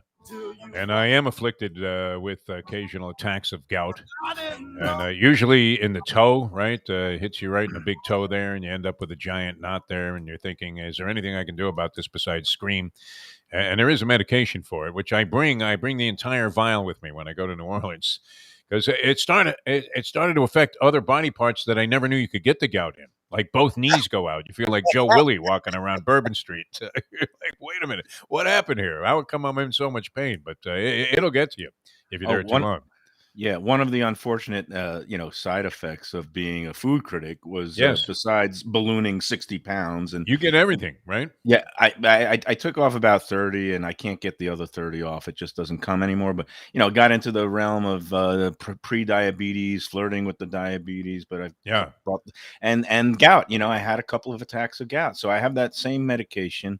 And knock wood or porcelain or whatever. I haven't had one lately, but yeah, it's always the big toe, usually on the right foot, and sometimes I get it in the knee or the wrist. Yeah, the knee is a killer. And then you just got to kind of not eat or drink anything for 3 days and just flush your body out with water. And it's not pretty, but sometimes, you know, you got to pay a price for all the debauchery and degeneracy and all that stuff. But I start gargling with that stuff. Intermethicin, I believe it's called. And, that's exactly right. Yes. Yeah, I managed to forge a couple of prescriptions and get myself my hands on about like 3 vials of this stuff with 90 pills per. And I take it every time I go on the road because that is one killer piece of pain. It's triggered by oysters, no doubt. Well, it like if you look it up and they say like everything that has fat. So if you eat a lot of fatty meat or if you eat which I don't, alcohol, they say beer is like one of the worst things. Oh, okay, that's where it is right now. Then and I'm drinking like 2 quarts of beer a day. But we were talking. You were mentioning New Orleans and New Orleans cuisine, which we love, and like the Sentinel wrote yesterday, there's a food truck from New Orleans that's coming through Fort Lauderdale now because they won one of the Food Network's big food truck competitions a couple of years ago, and they're coming through town this weekend. So if you're into New Orleans food, you could go check that out this weekend. They were at Lauderdale Brewery last night, and I think they're going to be at the Art Walk up in Fat Village tonight, at the soccer game, at the Inter Miami game. But besides that, there's another food truck that's permanently here only on Sunday and Monday nights, and it's all the way up in Boynton Beach. It's next to another brewery called Nobo Brewing Company. And he calls it Tom's Louisiana Kitchen. And it's a guy, I went up there finally. He started it like earlier this year, maybe like 4 or 5 months ago. Really nice guy. He's a member of the Let's Eat South Florida group, a longtime chef, 40 years in the business, who's semi-retired, and he missed cooking and being in the kitchen. And he grew up in Hollywood, actually, I think. And then he spent a long time in New Orleans and some time in Philadelphia. But Tom's Louisiana Kitchen, this food truck that's only open on Sundays and Mondays, he is bringing some of the real deal, like New Orleans, the jambalayas, the gumbos. He does these boudin balls. Boudin is like a ground up sausage. It's like a pork shoulder meat with some spices, and he deep fries them with a little spicy remoulade. So I love the joint. The guy was really super nice, and I'm high on it. I wrote a post about it last week on the Let's Eat group. So for those who are jonesing for that Cajun cuisine, it's not crawfish season yet. That starts in January, but be a good place to get some crawdads and crawfish, the etouffees and things like that. Do you trust every food truck? I mean, you're thinking, wow, it's a food truck. When I was in college, they had a thing called a Wimpy Wagon, which the guy did make great burgers. Although, if you had been, a little bit older and not able to withstand, as you said, this fatty content and the grease, it would have killed you instantly on the spot, the stuff that this guy was churning out there. But I always liked it. And that was one of my first experiences with a food truck. I used to travel around the campus there. You'd ring a bell, and like the ice cream man, you come down and get a double cheeseburger. But what's your general opinion? I mean, how cautious do you have to be at approaching food trucks thinking, it's going to be great? So the thing is, food trucks became a really big fad probably about a little over a decade ago, and they used to have all these food truck rallies in different places, and again, COVID kind of cut into it. There's some really good food trucks out there. There's also, it's like restaurants. There's some really good ones, and there's some pretty mediocre ones, and you kind of go around and check them out. I went to a really great burger truck last night, just as a matter of fact, up in Boca, right outside the Barrel of Monks Brewery. It's a place called Cheffery Eats. And it was one of the top 10 burgers I've had in South Florida. Oh, that's saying a lot. It's a tremendous place. Too. And so like the entire food scene, food trucks have gotten elevated, and they're regulated, licensed, inspected.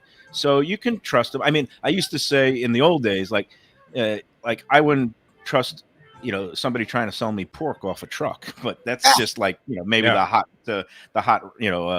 something that fell out of the other truck.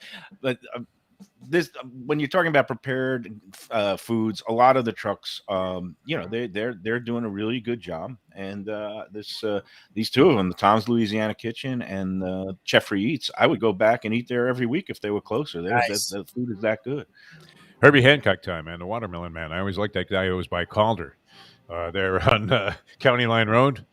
Had the best watermelon you'd find anywhere, and it was dirt cheap. And then there were the guys under $5.95 if you were making your way back from the Hard Rock Hotel here in town, and you were taking $4.41 up, and you would get like Virginia honey, and you would get some kind of beef jerky. And then the next guy was selling, and it was Jeffrey Loria, the owner of the Marlins, who was an art dealer, selling Dayglow Jesus towels.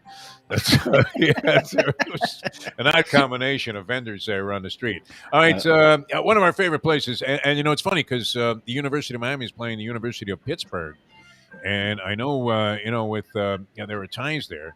Of course, Saragusa, who was a silent partner in the Cafe Seville and was a roommate of Joey Esposito in college, they have ties to the University of Pittsburgh. I've seen coaches in there and recruits. I don't know if that's illegal, if we're outing them, but you see some guys always from Pittsburgh hovering around Cafe Seville, and then oddly, they have a bunch of really top quality South Florida players.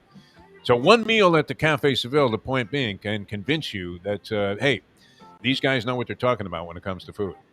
Yeah, and not only just one meal. If you just go to the bar and sit down and order just an appetizer, like those fantastic shrimp with the garlic sauce, and then Joey brings out that whole loaf. My favorite, by the way. I love that with the bread. That fresh baked sourdough bread that you then dunk in the garlic sauce. That is like a meal unto itself. Cafe Seville, we love it. We love Joey and Sally. Joey, one of us, he loves to go to the races on Sundays. Cafe Seville is closed on Sundays. He's one of those people that believes in having one day off, give his staff a family day, and his family day is going down to the ponies at Gulfstream. One of the reasons we love Joey, and I was able to reconnect with him recently, and now he's on board here with both the Gambling Gourmet and the Lunchbox, which is going to be starting Monday. Mike Mayo's Lunchbox is going to be strong. That's going to be exciting. We'll talk more about that next break. But Cafe Seville, 2768 East Oakland Park Boulevard. You know where it is. It's between Federal Highway and the Intracoastal in Fort Lauderdale. One of those perennials. The place has been there since the mid-'80s. Joey took it over about a decade later. It runs like a smooth sailing operation. Friendly place. You go in with, your family. You get it's classic Spanish and continental cuisine. They've got the paella for two. That's just fantastic. They've got stuffed pork chops and stuffed veal chops that people go crazy for. Get there early because it sells out.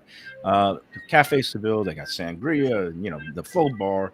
Open Monday through Saturday, 5 p.m. Go in there and tell them that the Gambling Gourmet, Mike Mayo, sent you. One of my favorite spots. It was a go-to place, too, for first-time starters. If I was trying to break into Maiden, I would go Cafe Seville, and immediately the person that you were escorting there would think that you were a man of wealth and taste, and yet it's very reasonable for this type of high-end restaurant. And everything that you order just really melts in your mouth. It's absolutely fantastic. Huge fan of the seafood there. I love that merluza. And it's Merluza Santa Fe. Santa Fe, the red sauce is my favorite thing there at the Cafe Seville. All right, we'll wrap things up with the Gambling Gourmet on a deal Volkswagen Degenerate Friday, Gulfstream Park involved, Destination Sport Miami, and all of our good friends at Hialeah Park. I don't know if you had a chance to catch the trivia challenge yesterday, but the Polyman only eclipsed maybe by you, Mike Mayo, because your hair is still the original color. In terms of television hair, I mean, really demonstrated what his whole being was all about yesterday on the show. And it was good to see him in his full regalia there, looking like the champion of the world that he is on the Hialeah Park Trivia Challenge. Right, coming back with more on this deal Volkswagen Degenerate Friday, flying by. Mike Lubitz is going to be on vacation. That's going to be kind of wild. Sir. I don't know if you have any recommendations for his visit to Paris and Newark. But Newark. Yeah, Newark. the Arby's at the Newark airport is outstanding. One of the best Arby's in the country. Back with more in a moment. Now that. The time.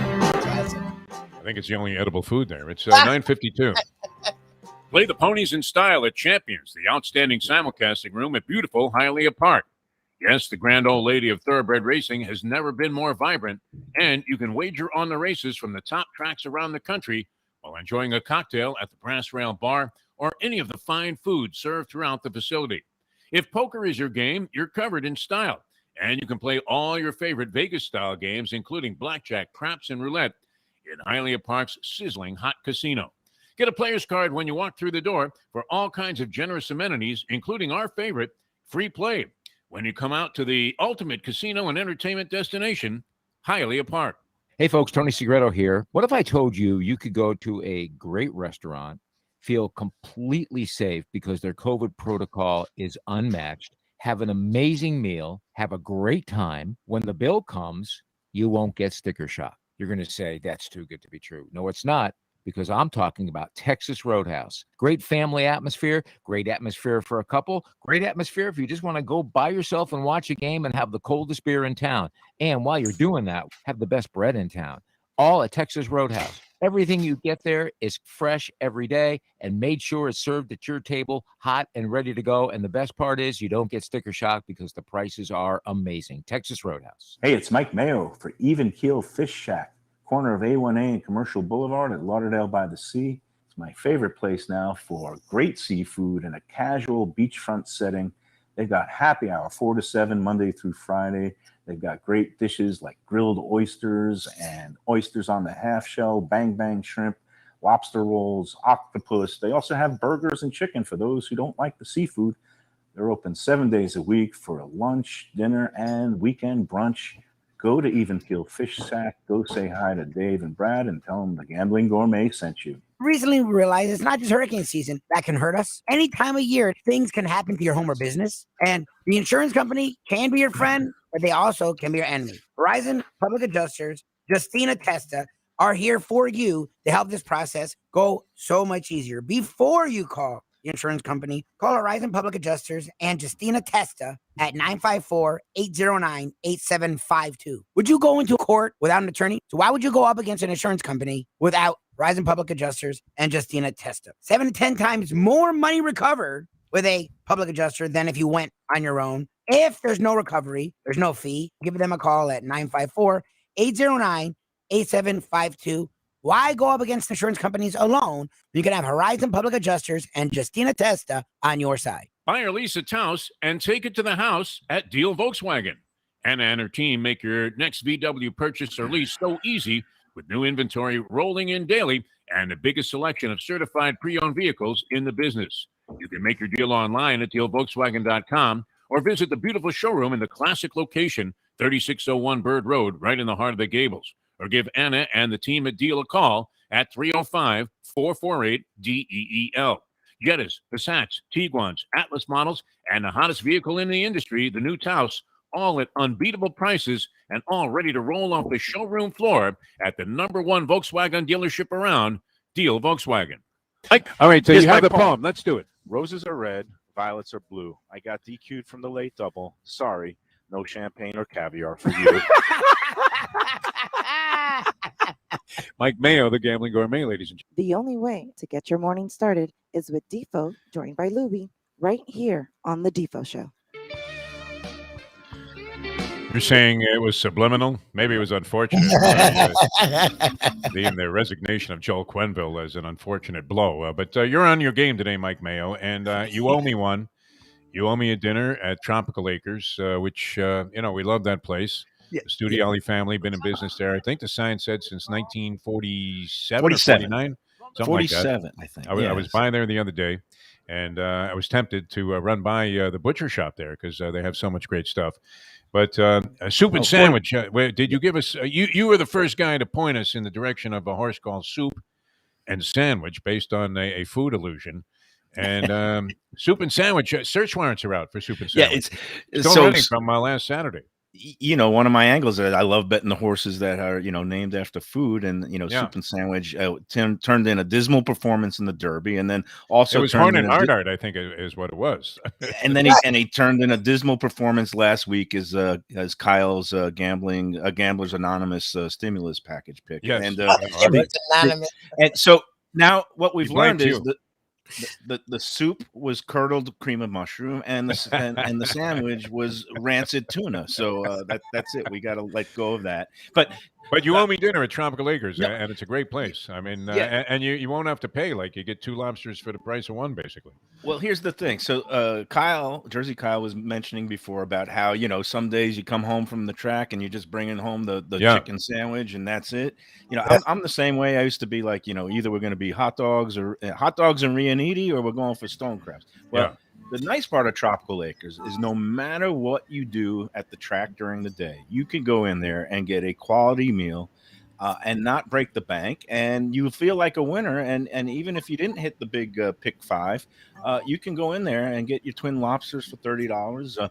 You could get your fillet for like $30, including a side dish. You could go and get just a ground sirloin that they top with the blue cheese and the mushrooms and onions. That was my dad's favorite, God rest his soul. And he used to get in there, and you get that thing for it was less than $20. I love Tropical Acres. It's been there a long time. The Studio Alley family, they know all about good food, good hospitality, a great bar. Tommy, the bartender, is a good friend of mine too. 2500 Griffin Road, just west of 95 in the Fort Lauderdale airport. Go to Tropical Acres, and they have a butcher shop. So if you want to just grill some steaks at home, you go in there during the daytime, pick up a nice fillet or the sirloin strip, go in there, throw it on the grill. Tropical Acres Butcher Shop, open every day but Sunday. Tell them the Gambling Gourmet sent you, and we'll get in there real soon, Defo. No, it's a great spot. All right, quick thought here. Only have about a minute to go here on the program. Glad you guys caught us here on Ion Channel and our various other formats here. 5 Reasons Sports Network. You catch the first hour of the show today, replayed on WWNN if you missed Jersey Kyle and any of his bold proclamations. Yes, and Lubie has to remember you can't work blue on that first hour. Except now we'll be coming up with live content, I guess. But Lubie was cursing like a sailor last hour. You're allowed to the second and third hour. You just can't the first. Right. Yeah, but he gets carried away. He's one of those guys that once he gets it in his head that it's okay, that's it. I mean, he sounds like Joe Pesci. So let me teach you chewing out some rat. Let me teach you a little French there, since you're going to Paris, Lubie. You don't want to go into a restaurant and say, "This is merde." Yeah. Merde means shit. So, merde a la mode, yeah. And if you want some recommendations for restaurants and eating in, is it the City of Lights? Is that what we call it, Paris? Go on Let's Eat, because we do allow people to kind of query members and say, "Hey, I'm going to Paris. I'm going to Rome. Where should I eat?" And people will chime in with recommendations, and some of them are usually very good. And I'll tell you, I ate the Louis XIV room at one of the, I think it's the Les Ambassadeurs Hotel overlooking the Seine. You get a view of the Eiffel Tower. It was unbelievably gorgeous, great service. I think I'm still paying off that meal on one of my credit cards. Yeah, still working it up too. All right, we have to run. Gambling Gourmet, we will see you on Monday. Mike Mayo's Lunchbox, WWNN, and there are big plans for you on Ion Channel. So we have to get together with Jack Namer and discuss those. He has big visions for you. You've made a giant impression here on Ion Channel and IonChannel.com. All right, we will see you guys Monday. You can catch us later on after hours. Believe Podcast Network. Ian Eagle, our special guest there. Always fascinating having Ian on the program, and we appreciate all the people plugging us in on YouTube, where they stockpile all of these programs from Ion Channel, and you can catch any of the previous editions of the show. Made it through a couple of weeks so far, and things only get better. Mike Mayo, thanks for being with us. So, Lubie, you have a great vacation. I'm Jeff Deforrest. Thanks for tuning in, everybody. We'll see you next time on Ion Channel as we leave you now out. The time. It's 10 o'clock. Let's go to eat a damn snack. With the my soul.